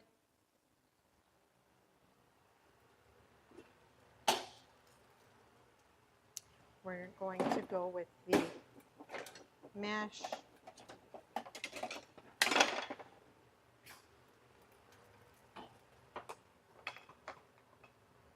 Ooh. Beautiful buttery mash right here.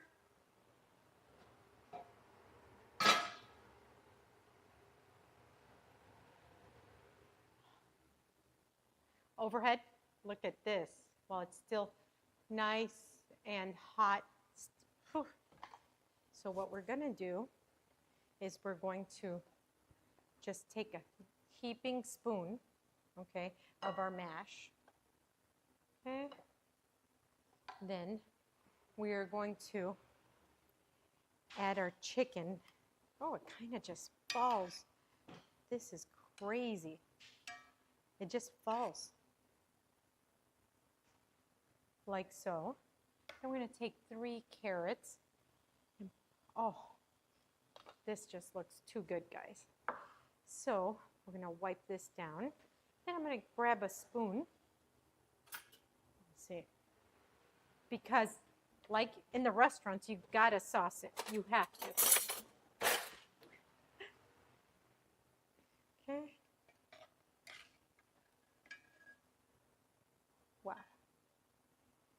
We are going to add that beautiful pan sauce over the chicken, around the plate like so.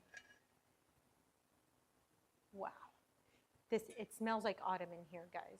So then what I'm going to do is take a piece of fresh thyme And just kind of lay that in there, like so. And there you have it. This is, oh, welcome. Welcome in. I don't know if I'm saying it right. Riku or Raiku. How old were you when you knew you wanted to become a chef? I was 16. 16 years old. I was actually in a journalism class. I wanted to be in a journalism class. I had taken journalism all of high school. And then they put me in a cooking class by accident. And boy, did that change the course of my life. From that day, being by mistake in a cooking class, all I wanted to do was be a chef and cook. So we did this beautiful chicken. This chicken just falls apart, guys. I want you to see. I'm going to tear this up here with my tongue. Chef, Okay. before you do that, sorry, we gotta get an intro for social. Okay. So remember, let's do like something that's do this for your next chicken Oh, that's recipe. right. We or- got to do an intro for social. Absolutely. So Okay. Make this cozy chicken all in one pan in under 20 minutes. Is that okay? absolutely. Now let's Okay. get some B-roll real quick. It's got to get B-roll. The chat was what? Oh, that's fine. We're just gonna get the vertical frame. Okay. Okay. Let's so- get the B-roll real quick. Oh, Give me the free cam. Thank you. that looks beautiful. Cozy chicken, under 20 minutes, all in one pan. Now, guys, you can mess around with your side dishes. Don't make mash if you don't want. Put it with broccoli, Brussels sprouts. Look at this. This just tears up.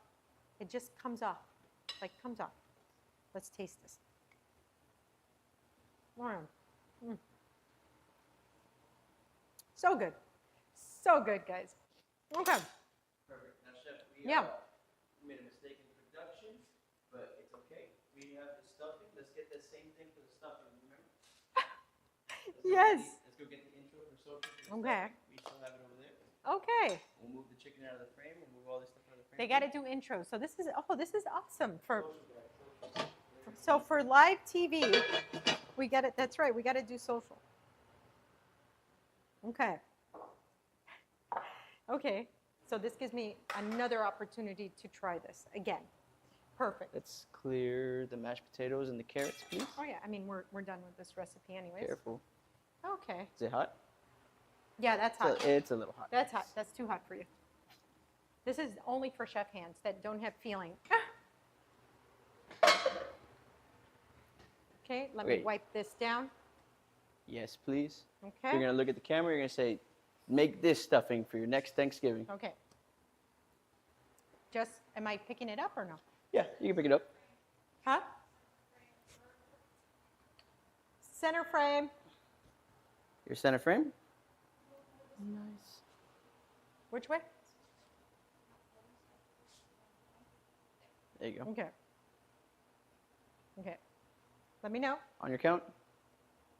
On Ready? 3, 2, 1. Make this. No. Keep going. It's okay. Gotta get it right. No stress. Okay. Make the ultimate Thanksgiving stuffing. No. No. How do we want to do this? Make the ultimate stuffing for this Thanksgiving. Boom. All right. 3, 2, 1. Make the ultimate stuffing for this Thanksgiving. Perfect. Now All let me right. get some B-roll real quick. Ha! All right. Get all that B-roll. Ooh. Can you 180 me?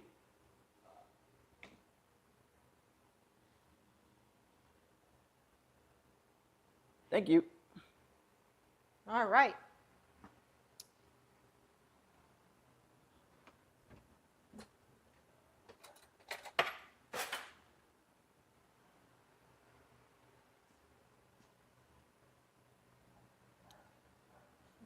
That's beautiful. Perfect. Absolutely. Mhm. All right.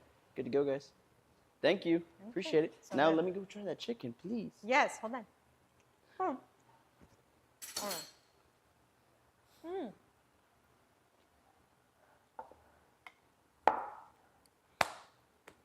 It's just my favorite thing. Okay. So, that's right. Let's bring that chicken back out because who wants to try cozy chicken?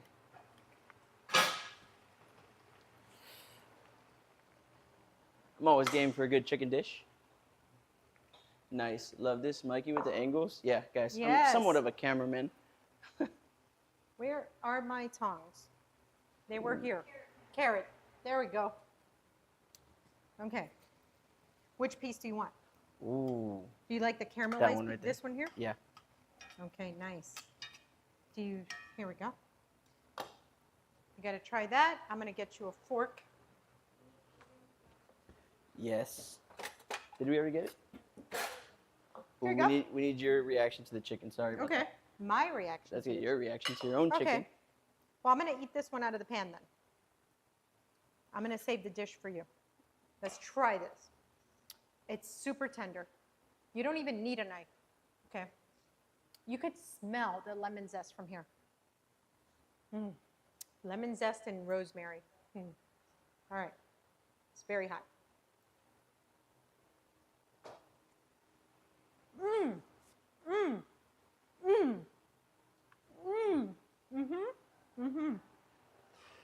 Oh yeah. All right, guys. Let's see if it's all that it's typed out to be. Fork me. Thank you. All right. There's a knife right here. But you see, But it you falls don't- right off. You like see? you said. You Absolutely saw that, falls- right? Yeah. I don't even need the knife. Wow, it's so tender. That's Mm-hmm. crazy. All on the stovetop, right? You saw all in the same yeah. pan. There you go. Slurp it up. Slurp that up. We get a piece of carrot. Okay, you're gonna go in for the carrot and everything. Yeah. All right, that's good. I dropped my carrot. Oh, Mm-hmm. That's a cozy chicken. doesn't that make you feel like you're in fall? No, Fall leaves are yes. outside. Cozy Right? is the right word for this. Yeah. Cozy is the right word for this. This brings me back home. I don't know how. We never made this growing up, but I feel like I'm home. Right. That's great. This is Okay. fantastic. Thank Maybe you, it Chef. shouldn't be cozy chicken. Maybe it's like home chicken or something. Homey. It's Something. home. We never made this growing up, but Uh, it feels like home. I love that. That's great. Thank you, Chef. Okay, so a few ingredients. It was so easy. You guys saw it. We made it all in the same pan. Just a lot of great flavors together. Lemon zest, lemon peel, fresh rosemary, fresh thyme, extra virgin olive oil, salt and pepper. And if we would have had time to marinate these chicken thighs overnight or even just a couple hours, the flavor would be to the umph degree, okay?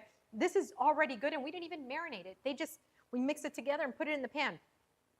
We put a little bit of mustard, garlic in the pan, chicken broth, okay? Brought it all together with a little bit of butter at the end and rounded it out with a dash of honey. Oh, the rating. Chat's asking, what's his rating? Oh, I'm giving that easily. I'm giving that a 10 out of 10. I love 10 chicken. out of 10. He's throwing the 10s today. I love chicken. I love honey with my chicken. Oh. And the acidity of the lemon zest really comes out. It pops. This is a perfect dish to me. Absolutely. I would throw in some rice here, Rice. but I'm a rice junkie. So, Okay. but this is like it doesn't even need it, guys. It's perfect. Thank It's you. all crafted beautifully. I Thank love you. this dish. Absolutely. Okay. 10 out of 10 for me. Thank you. All right, so that's you have to make it autumn chicken. It makes it feel like home, but it's even if you never made it at home, didn't grow up with it, this is great. What's the first thing you taste? That's a great question.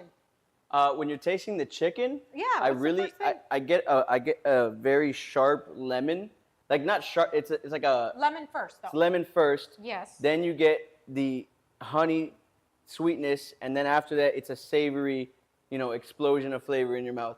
If you're having it with the carrot, it's a little bit more sweet, but the mashed potatoes really make it all kind of blend together. That's the purpose of the mashed potatoes, to blend Absolutely. it all together. You're right about the carrot.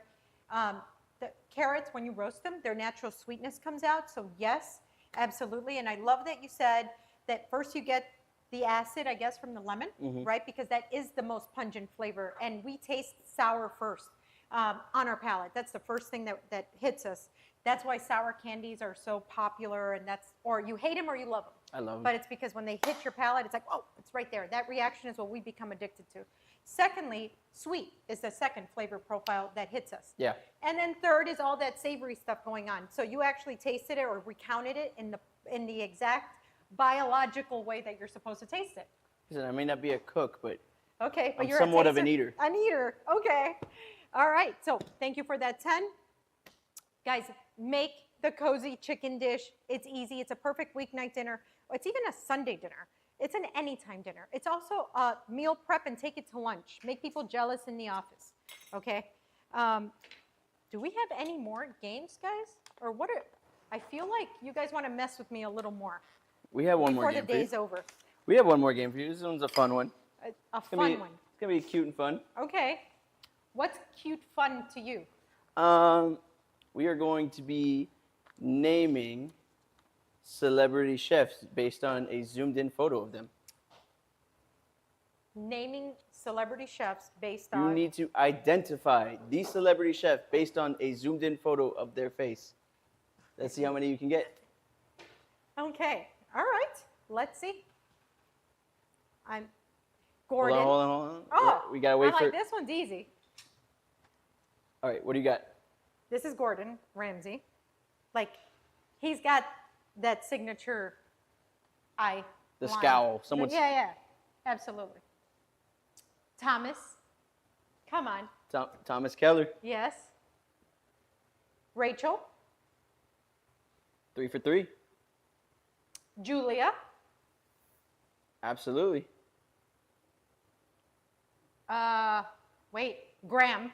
Yes. Nobu. Yes. How'd you know? Come on. Oh. You got me. Hold on. You got me. Wild guess. Daniel. Sorry, one more time. Danielle. Oh, no way. Okay.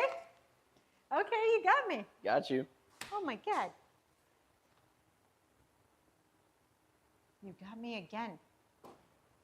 This looks like, oh, Martha? Martha Stewart. Okay. Oh, Jose. Got it. Bobby. Yep. This that is it? fun. Oh, wow. You only missed one, I only Chef. missed one. Oh I my should have God. thrown your face in there. Oh, no, I would I not just got thought it. about it right now. That's a good one. I would imagine being stumped on my face. That would have been epic. Okay. Chef went Who's that? 9 of 10 on that one. Oh my 9 God. out of 10? Yeah, you're getting the quizzes today. Okay. You're getting better at these, I gotta say. Yeah.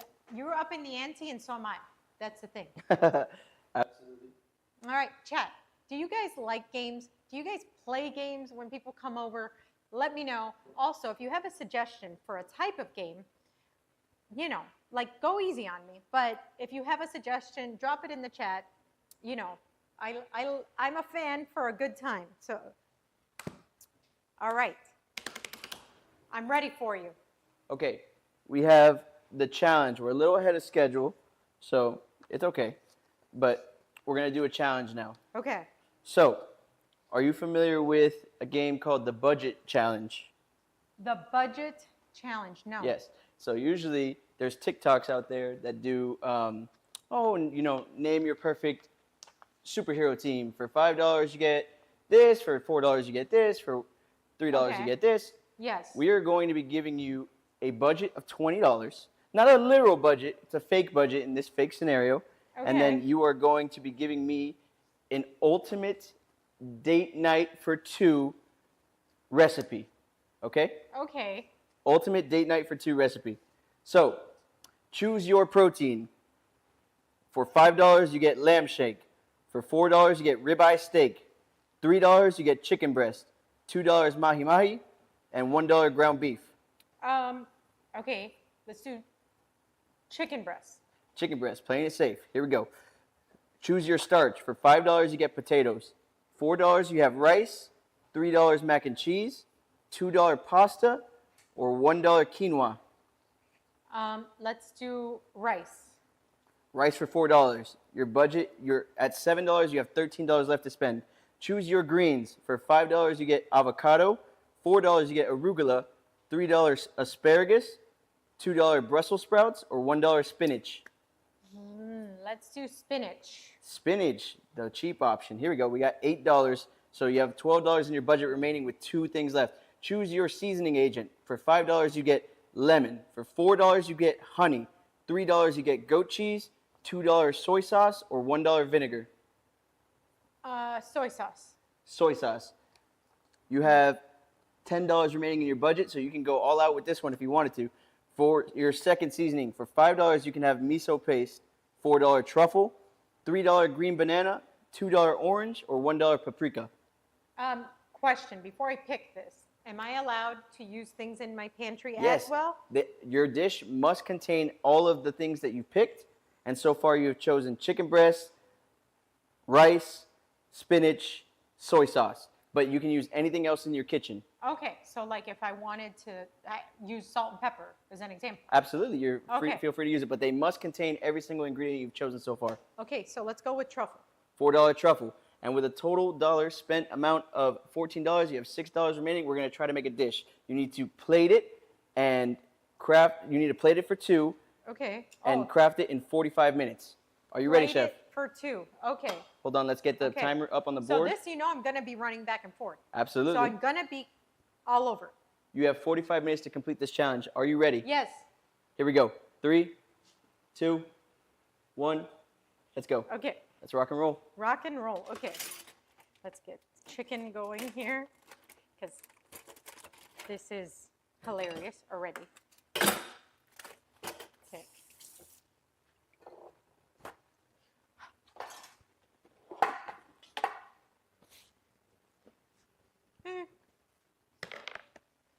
Okay. Chicken. Let's get all these ingredients because, okay, this, garlic, a pan.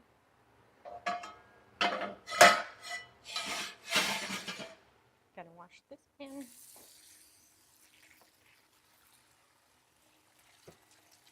Gotta wash because since we're live, this is really happening in real life here.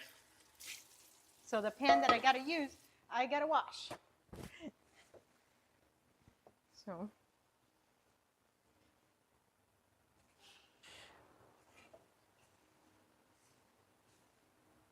The washing of the pan is setting her back some time. Okay. No, it's not. There we go. Let's get this nice and hot. Okay, so I think I want to make sure I marinate my chicken and I cut it small because we want to make sure we have ample time to cook it. So I've got to cook it thin. Don't have any big pieces when you're competing. Big pieces make for an issue with cooking times. We want to avoid that. So I'm slicing my chicken breast in little slices like so, 1/4-inch slices. Plus you said date night, so that means we don't want to be cutting up a big piece of meat and having to work so hard because we want to leave enough room to, bring food to our mouths, but have enough, I guess, elegance to have conversation. So if you don't have to work too much for your food, this is perfect. Okay. Slice, slice. Although these chicken breasts were really plenty for more than 2 people.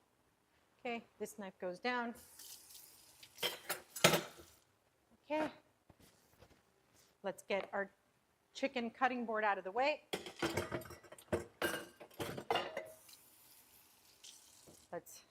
Now we're going to marinate our chicken breast.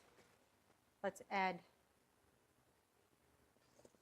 soy sauce right into Is there any specific reason you went chicken, Chef? As opposed to- chicken is, I think it's safe for date night too. This was with the thread of it being date night friendly. Okay, so because it's safe, I wanted to go with, I could have gone into ribeye. I almost went with ribeye, honestly.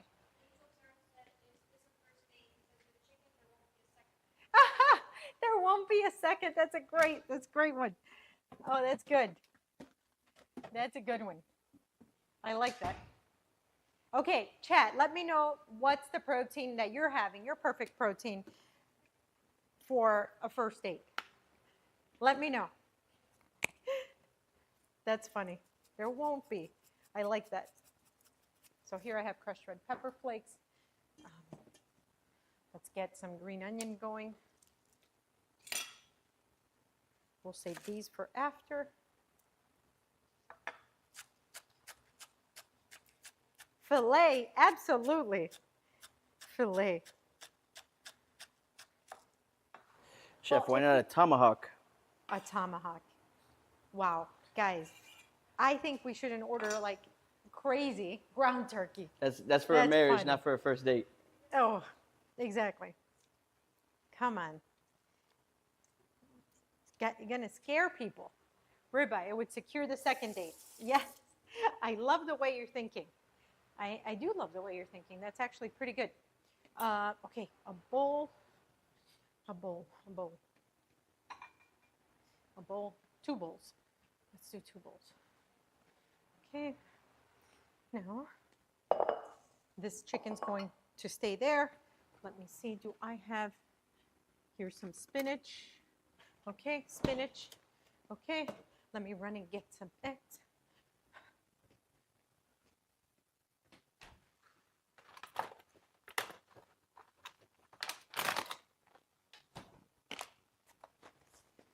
Okay, let's go. Eggs. Boom.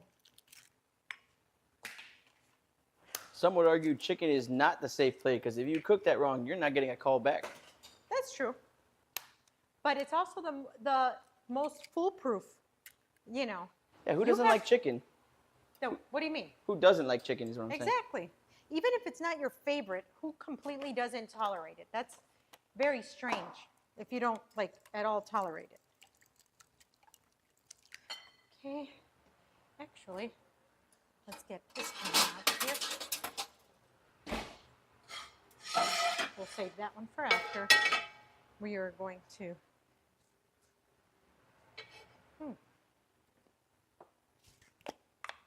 And then you don't have to worry about allergies or anything. You know, usually no one's allergic to chicken, but imagine like you're going to like, let's say a seafood restaurant or something. No. Or like meats, you're worried about different donenesses. Some people like their meats rare. Some people like them well done. Okay.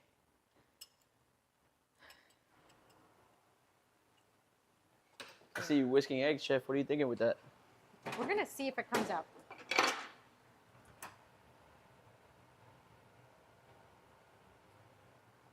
Feel At like, first glance, we're thinking omelet with that. is that what you're thinking? Let's see. Let's see.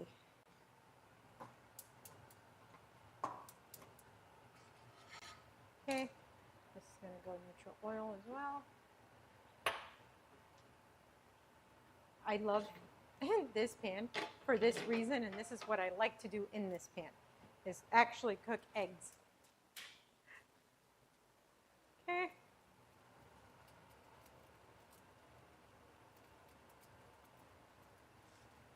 Let's see if this starts to work how I want it to work. Sometimes things don't work out how we want them to. Somebody says, Chef, are you making a chicken fried rice? Ah, close, Close. close. What's going through your head, Chef? What are you making for the impressive I'm date trying night? to delicately roll eggs here. You ever had omu rice, Chef? Huh? Have you ever had omu rice? No, what is that? I gotta show you that one. I'll show you that off screen.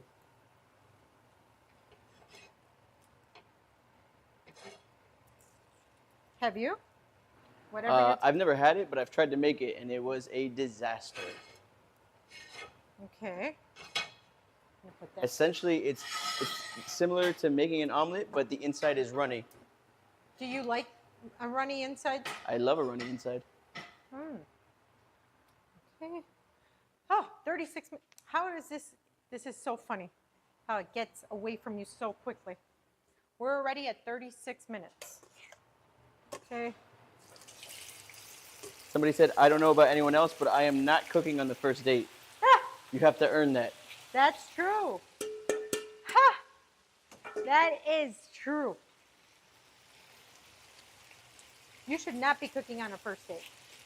This is only like if you're, this is first date, but you already kind of been flirting for forever. Like, no. Somebody You do said, have to earn cooking on the first date, I'd rather take somebody to a restaurant. Yes. So here I'm searing this up and then I'm going to lower the heat. Huh. Let's see.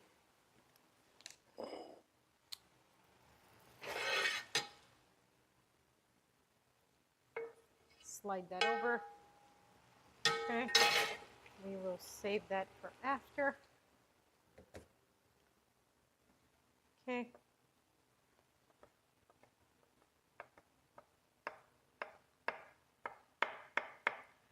I don't know about anyone else, but I am not cooking that. Yes, that's what we just said. Chef, do you have any restaurant in the world other than your own that you would like to go on a first date?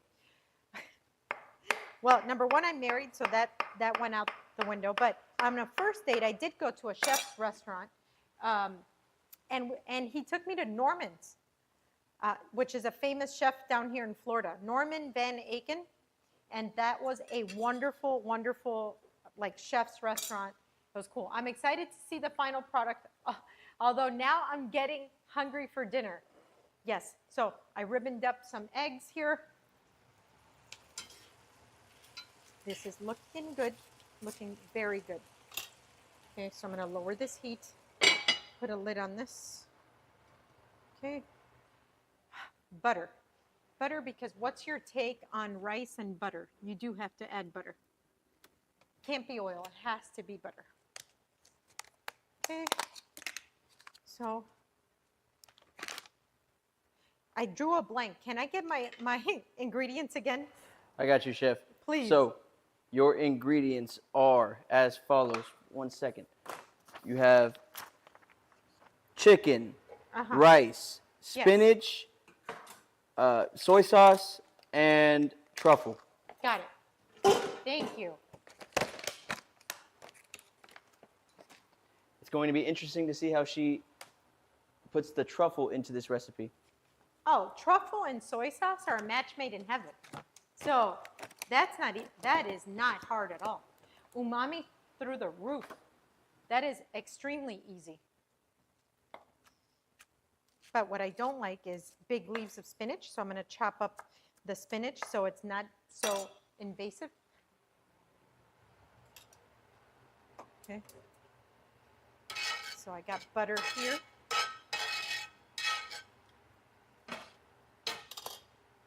Does Chef do rice in a rice cooker or a stove pot? Stove. Next, I'm going to add a little bit of garlic. Garlic, garlic, garlic. Yes. Oh no, onion first. Let's do some onion. But both. I do rice in a rice cooker. I do rice on a stove top. It just depends on what I have to do. Like what I'm doing for the day, really. Then I'm going to add some garlic.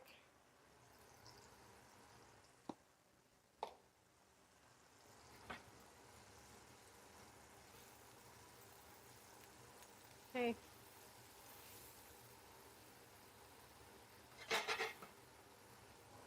H.H. Otero says, oh no, with the stovepat, time is going to be a factor. Oh yeah. Let's put this up. This is taking a little too long. What do I have? 32. This is so, this always gets to me. Okay, rice. Oh, my rice is here. Okay. Okay. Rice. Okay. More spinach. The spinach is going to go there.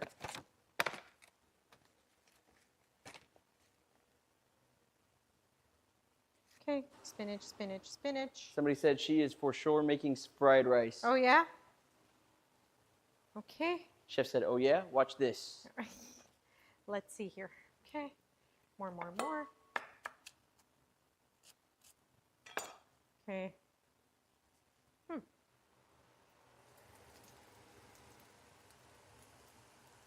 Let's check on our chicken. Okay, it's working. Okay.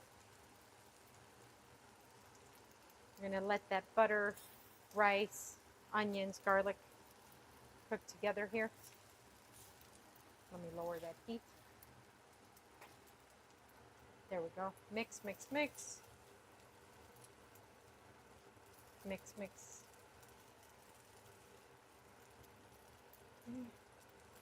Oh yeah.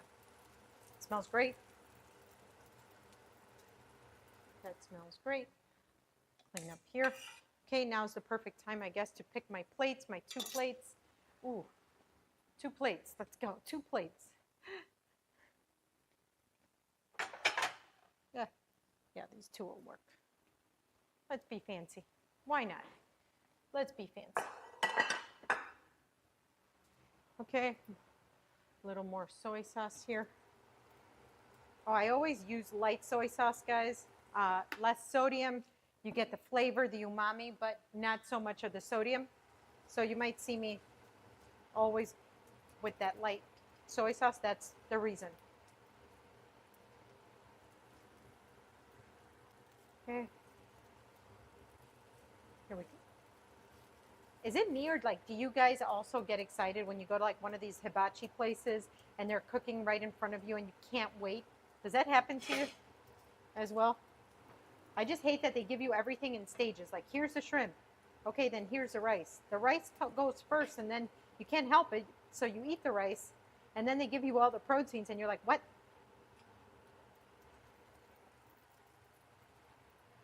Okay. Yeah, this is... Somebody said I've had some bad experiences with hibachi. Really? Bad experience? I've never had a bad one. Oh, what happened? Do tell. Okay, now the chicken is getting color. This is what we want. Okay, so They said it's good in the moment, but later that night, ... Oh, say less. Okay, so now I'm questioning if I want, do I put the rice in this bowl or do I put my egg in the other? Okay. No. No. We're going to keep this here for now. Okay. Where are we at? Not yet. So let's see if this is getting fully cooked through.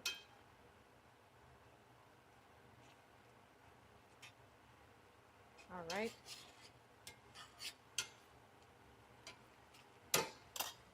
Gorge, gorge. A little bit of honey. Soy.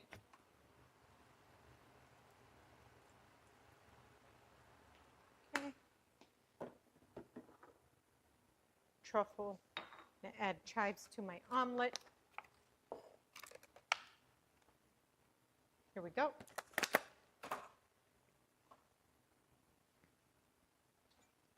Chives, chives. Chives, chives, chives.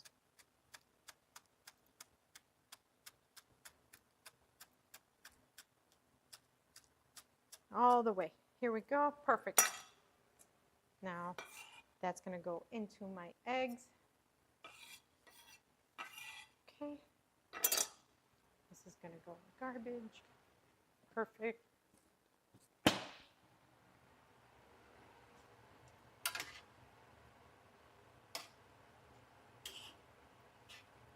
We're fully cooked through almost. Now we're just caramelizing. Let's see, how do we test this? Yep, perfect.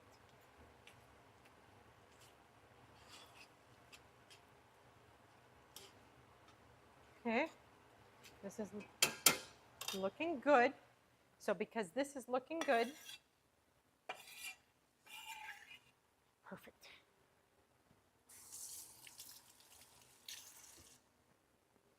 Now.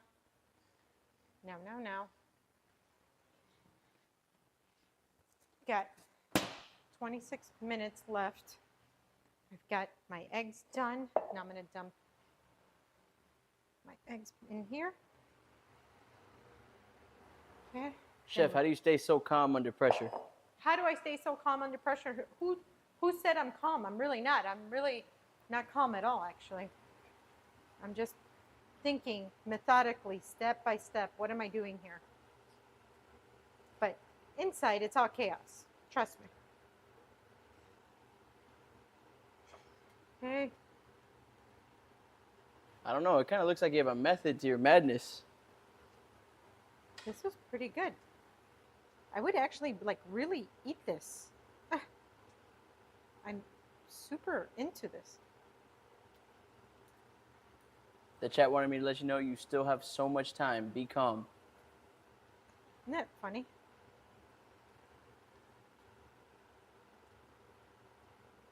So the only thing that could not be executed for sure in 45 minutes is lamb shank out of that list. What were the other proteins? I know ribeye was one.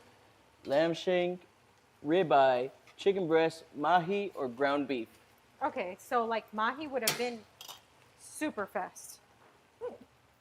Okay, so now at this point, that's the color that I want. Now the truffle's gonna go on the rice. Okay, drizzle that. Yep. Oh, exquisite. Okay, this is what we want. We got that color. Okay.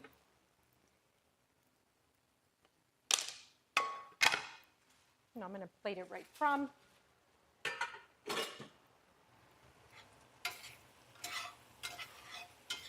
That's the good color. That's it right there. This house has been like, wow, you're making me smell so good today from every direction. We had cookies, we had stuffing, we've got chicken, we got that cozy chicken, now we got this chicken. This is insane. Okay, next thing. Okay. I've never seen egg ribbons you did today. Okay. Okay. So now,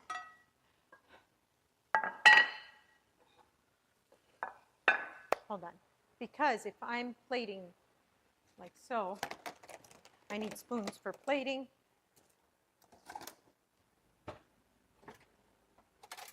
Spoons and a fork for plating for sure.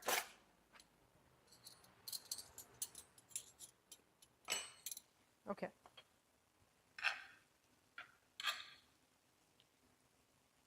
Oops. So what I'm gonna do here, and then which one of you guys are gonna try my budget dinner? Is it gonna be my favorite kitchen fairy, Vicky? Are you gonna try my chicken dinner? Vicky's like, no. I think we need a female perspective. A female perspective today, please. Let's say you guys are, first date with your partner and they're cooking this for you. You're going to rate it based off that. Okay, got it. That's what, I get it now. Okay. So you came over for dinner, they made this for you. Okay. Get all these nice little honey garlic bits in here. Let me remove this from. And I have to get a nice fork and knife. Let's remove this from here. This we didn't use. This is. Sorry, I am essentially setting the table for you. Okay. That didn't work well. Okay. Okay, let me get fork and knife.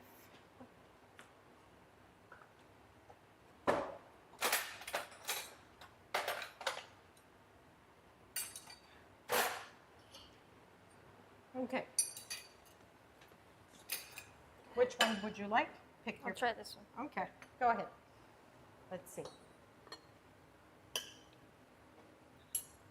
See these egg ribbons, this truffle fried rice with spinach.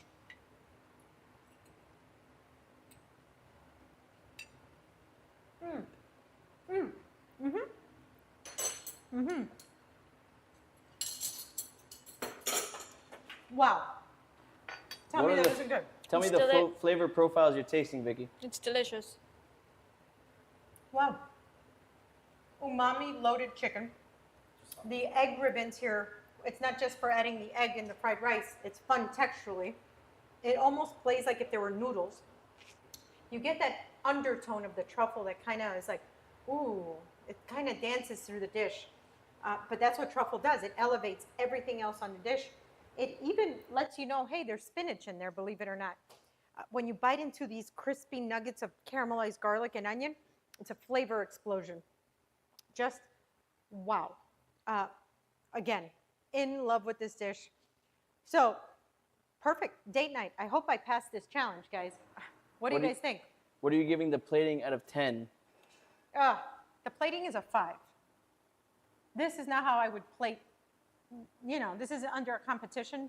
I would probably get creative with some type of receptacle or a black plate. This blue pattern, like Mediterranean-ish, is not. It's not for this type of dish. Some stoneware maybe, not this plate. So I would give it a 5. Yeah. Now, on flavor, what would you give it out of 10? Oh, this is a 9 out of 10. The 9 only out reason of why 10 it's on not flavor. a 10 is because I want spice. I would have wanted a little bit of maybe gochujang in there, make it spicier. Even shaved serrano chilies, a Thai pepper, something to really make it spicy. The spice level is very medium spice. I want it really spicy. Oh, yeah, Now, is the person who's making this for you getting a call back? they are. If they can put these flavors and textures together, they're getting called back. That's for sure. Even though you wanted spice, they're still getting a call back? Yeah, yeah. I'll be like, okay, well, we can like level up from here. Like, we can go. Like, there's something to talk about. We can go eat together. So I like your taste. I can see where you were going with this. You know, All right, let me come in and get some B-roll of this so that No, the viewer but like- back home can see. B-roll. Get all the B-roll, please. Sorry about this. 180, everyone.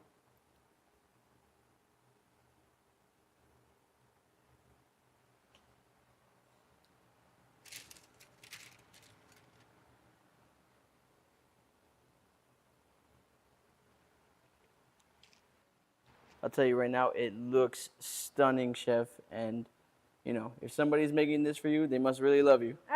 That's what I think. It's thoughtful. And you were Absolutely. wondering what I was going to do with chicken. You're like, ugh. I was wondering what you're going to do with the egg. Where did you incorporate the truffle? Well, That's what I wanna know. when you said rice, well, when I said rice, I guess. Is this marry me chicken? No, but you know what? We have to make marry me chicken. That's almost like it's with tomato and garlic and cream. So, but yes, if somebody's making this for me, it's marry me chicken. So what's the name of this dish?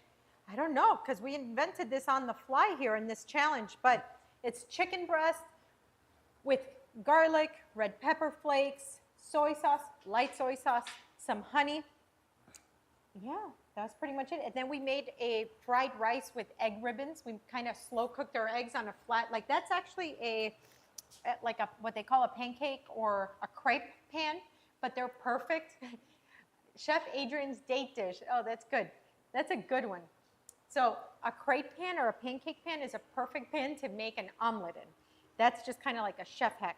So I poured out the egg and I rolled it up into a ribbon. Then I cut it up into these little ribbon forms. So when they're in your rice, they're extremely fun to eat. And it keeps it from, because they're rolled, the inside is real nice and moist still. So in the fried rice, we added a little bit more of the soy sauce, garlic, onion, spinach, and we sauteed that together with butter. And so that kind of made a brown butter, which brown butter is super loaded also with umami. We finished it with truffle, mixed it all up, and then we plated. So when you plate up like this, the aroma hits you, the nuttiness from the garlic, the caramelized soy sauce, it just all comes together in a very beautiful dish. So bottom line, if they're making this for me, they're getting a call back. Yeah. Absolutely. Good job, Chef. Thank you. Why don't you wrap up the stream and let everybody know what we did today? We made so many recipes, so many Actually, dishes. I'm gonna bring back this cookie. If you guys were in the stream when we first started, we made the excuse me. We made the ultimate old fashioned, which was like one of the best old fashions I've ever had, actually, using Garrison Brothers Honeydew Bourbon. And then we paired it with this beautiful chocolate chip cookie overhead. Okay, this is a chewy chocolate chip cookie using two kinds of chocolate. We used semi-sweet and milk chocolate. This has brown butter in it. It's finished with Maldon sea salt. So if you've never had an old-fashioned paired with a chocolate chip cookie, do me a favor and do it this weekend, okay? Or do it this month, because it is an awesome, awesome pairing. We played a couple games. Some were pretty fun, pretty fun.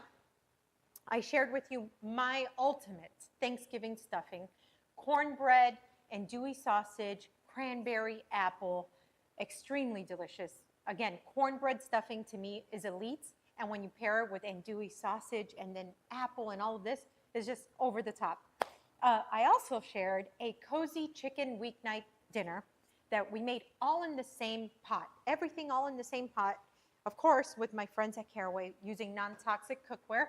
And if you're in the market for new cookware, you want to gift it, if you use my link, my Caraway link, you could get up to 20% off, right? So everyone loved the cozy chicken. I mean, it's really like a hug in a bowl. It really does bring you back home wherever that is. So those are flavors of like lemon, thyme, rosemary, garlic, and we finished it with a little bit of honey, mustard, and butter right in the same pan. Really, really delicious. My producers tried to stump me with trying to guess celebrity chefs' faces, but really close up. So I just had like a little piece of their eye. So it was really fun. And then this challenge was a $20 budget. We had to pick some ingredients, and I just made this chicken breast, marinated, I guess, in soy, garlic, chili, and I made this egg fried rice, finished it with white truffle, and it's so delicious. And now I'm gonna go back to this cookie. So good. Oh yeah. So I have to say, thanks for coming over today, guys. We had a blast together. I had a blast with you. I hope you join me Mondays, Wednesdays, and Fridays, live from my home kitchen, where we share awesome recipes. This whole month of November, I'll be sharing some of my favorite ultimate Thanksgiving recipes. Of course, we're gonna have some fun games and challenges. And please subscribe, share, comment, follow, please. And if you're an Amazon Prime member, okay, remember, you have a free sub. So please sub. Now, they're asking me what was my favorite recipe of the day. And I have to tell you that I think it was, oops, the chocolate chip cookie. It fell in there. I don't know. I loved all these recipes so much today. I even loved what I didn't know I was going to make, which is this chicken and egg fried rice. But all jokes aside, I actually loved looking at these TikTok videos, because it was like if it was a good video or not. And there was somebody, yeah, sub means no ads, guys. Totally the way to go. Thank you, H.H. Otero. Yes, no ads, so you never get caught up in an ad when it's like the peak or like the climax of the recipe. Yeah, and if you're an Amazon Prime member, you have a free sub. But yeah, we saw these TikTok videos, and I want to say that watching this TikTok of one of these baked hams that everyone does for Thanksgiving, and they decided to use fresh pineapple instead of the canned pineapple, and then their ham turned into mush. I'm talking about mush, like super, like bad mush. And that's because pineapple, especially fresh pineapple, is a natural tenderizer. It's a softener. It's like kiwi. So it completely tenderized, broke down their ham. So you'd never want to use fresh pineapple if you're making a pineapple glazed ham or whatnot. Oh, the Pringles mashed potatoes were super gross. Really gross. Yeah, that was bad. Oh no, and was worse was actually the mac and cheese. But the mac and cheese made in the sink. TikTok, you know, you win. You definitely win. Um, but next stream we're going to make the ultimate mac and cheese because after stuffing, I think everybody's favorite, well, after this stuffing, everybody's favorite is going to be the mac and cheese. So next stream we're going to drop the best mac and cheese recipe of all time. And I can say that because at my restaurant, Chef Adrian's Vineyard Restaurant and Bar, we've won best mac and cheese in Miami over and over. People just go for the mac and cheese. So we're going to share that exact recipe next stream. So today's Monday, so Wednesday. Okay, tune in Wednesday. And of course, we're going to sprinkle a little bit more of Thanksgiving recipes here and there. Let me know, Chad, what did you guys think of that cozy chicken recipe? Is anybody making it at home this week? Are you sending it to a friend? Hey, make this for me. And then invite me over and chill a bottle of Pinot Grigio or Chardonnay. I'm making that cozy chicken tonight. Again, super easy, one pot, very easy. Easy cleanup because you're just cleaning one pot. And that same pot you could actually bring to the table and serve it that way. So you win. And however you cut the mustard, you win. So let's see. And this cookie. So has anybody had, and can anybody tell the difference between a regular chocolate chip cookie and this trending brown butter chocolate chip cookie? Chat, let me know. I mean, if I look for it, like this recipe has the brown butter, if I look for it, I can taste it. But I can't say that it's worth browning your butter to make a chocolate chip cookie. But this is a good chewy chocolate chip cookie, I have to say. But it's not because of the brown butter. It's just because it's a good cookie. Again, I use Ghirardelli semi-sweet and Lindt milk chocolate, high quality chocolate for both. And then we made the best type of old fashioned. We debated over cherries. I use Garrison Brothers Honeydew Bourbon, which this bourbon is laced with Texas wildflower honey. Takes that edge, that burn. Yeah. Should we raid somebody's stream? Can we raid somebody? Yes, let's raid somebody. I think we should visit. I think we should go find out who we want to raid. Who should we raid? Guys, who are you guys following here on Twitch? Because when we raid on Twitch, right? Mm-hmm. Okay, so let's find somebody. Let's can you put that screen over here, Matt? So we can see? Let's have Chef pick. Okay. You want to raid a food and drink streamer? Mm-hmm. Yeah, that's our people. Okay, so here it's ranked by who's getting top viewers right now. We have Recipe Reborn. We actually follow her, Recipe Reborn. Oh. She's got 66 viewers right now. But let's read through the titles. What looks interesting to you? What looks interesting for our guests? What do you think that they would want to see? It's meal prep meatless Monday. Look at this guy with his hat. Who are these people? I love this. Okay. Hot dog live. Is this a hot dog truck? I think so. I've seen a lot of food trucks. Can we check him out? Let's see what. I love a good hot dog. Okay, let's go raid him. Let's raid Best Street Food. That's his name. Oh, Best Street Food. Okay. Am I using the right term? It's called raiding? Yeah. Okay. Absolutely.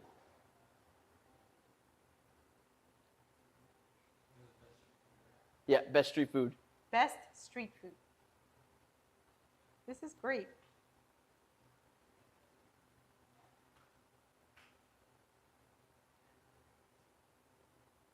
All right, guys. Okay. So let's get us out of here. So what is it? So now everyone go check out Best Street Food. If you Yes. want to keep watching food and drink streamers, he's doing some fun stuff. But we are getting out of here, getting ready to come back, planning an incredible stream for next Wednesday. Absolutely. With our star here, Chef Adrian. Thank you guys. See you on Wednesday for more Thanksgiving recipes, games, fun, all types of fun here. See you next time. Bye. You want your kidney back?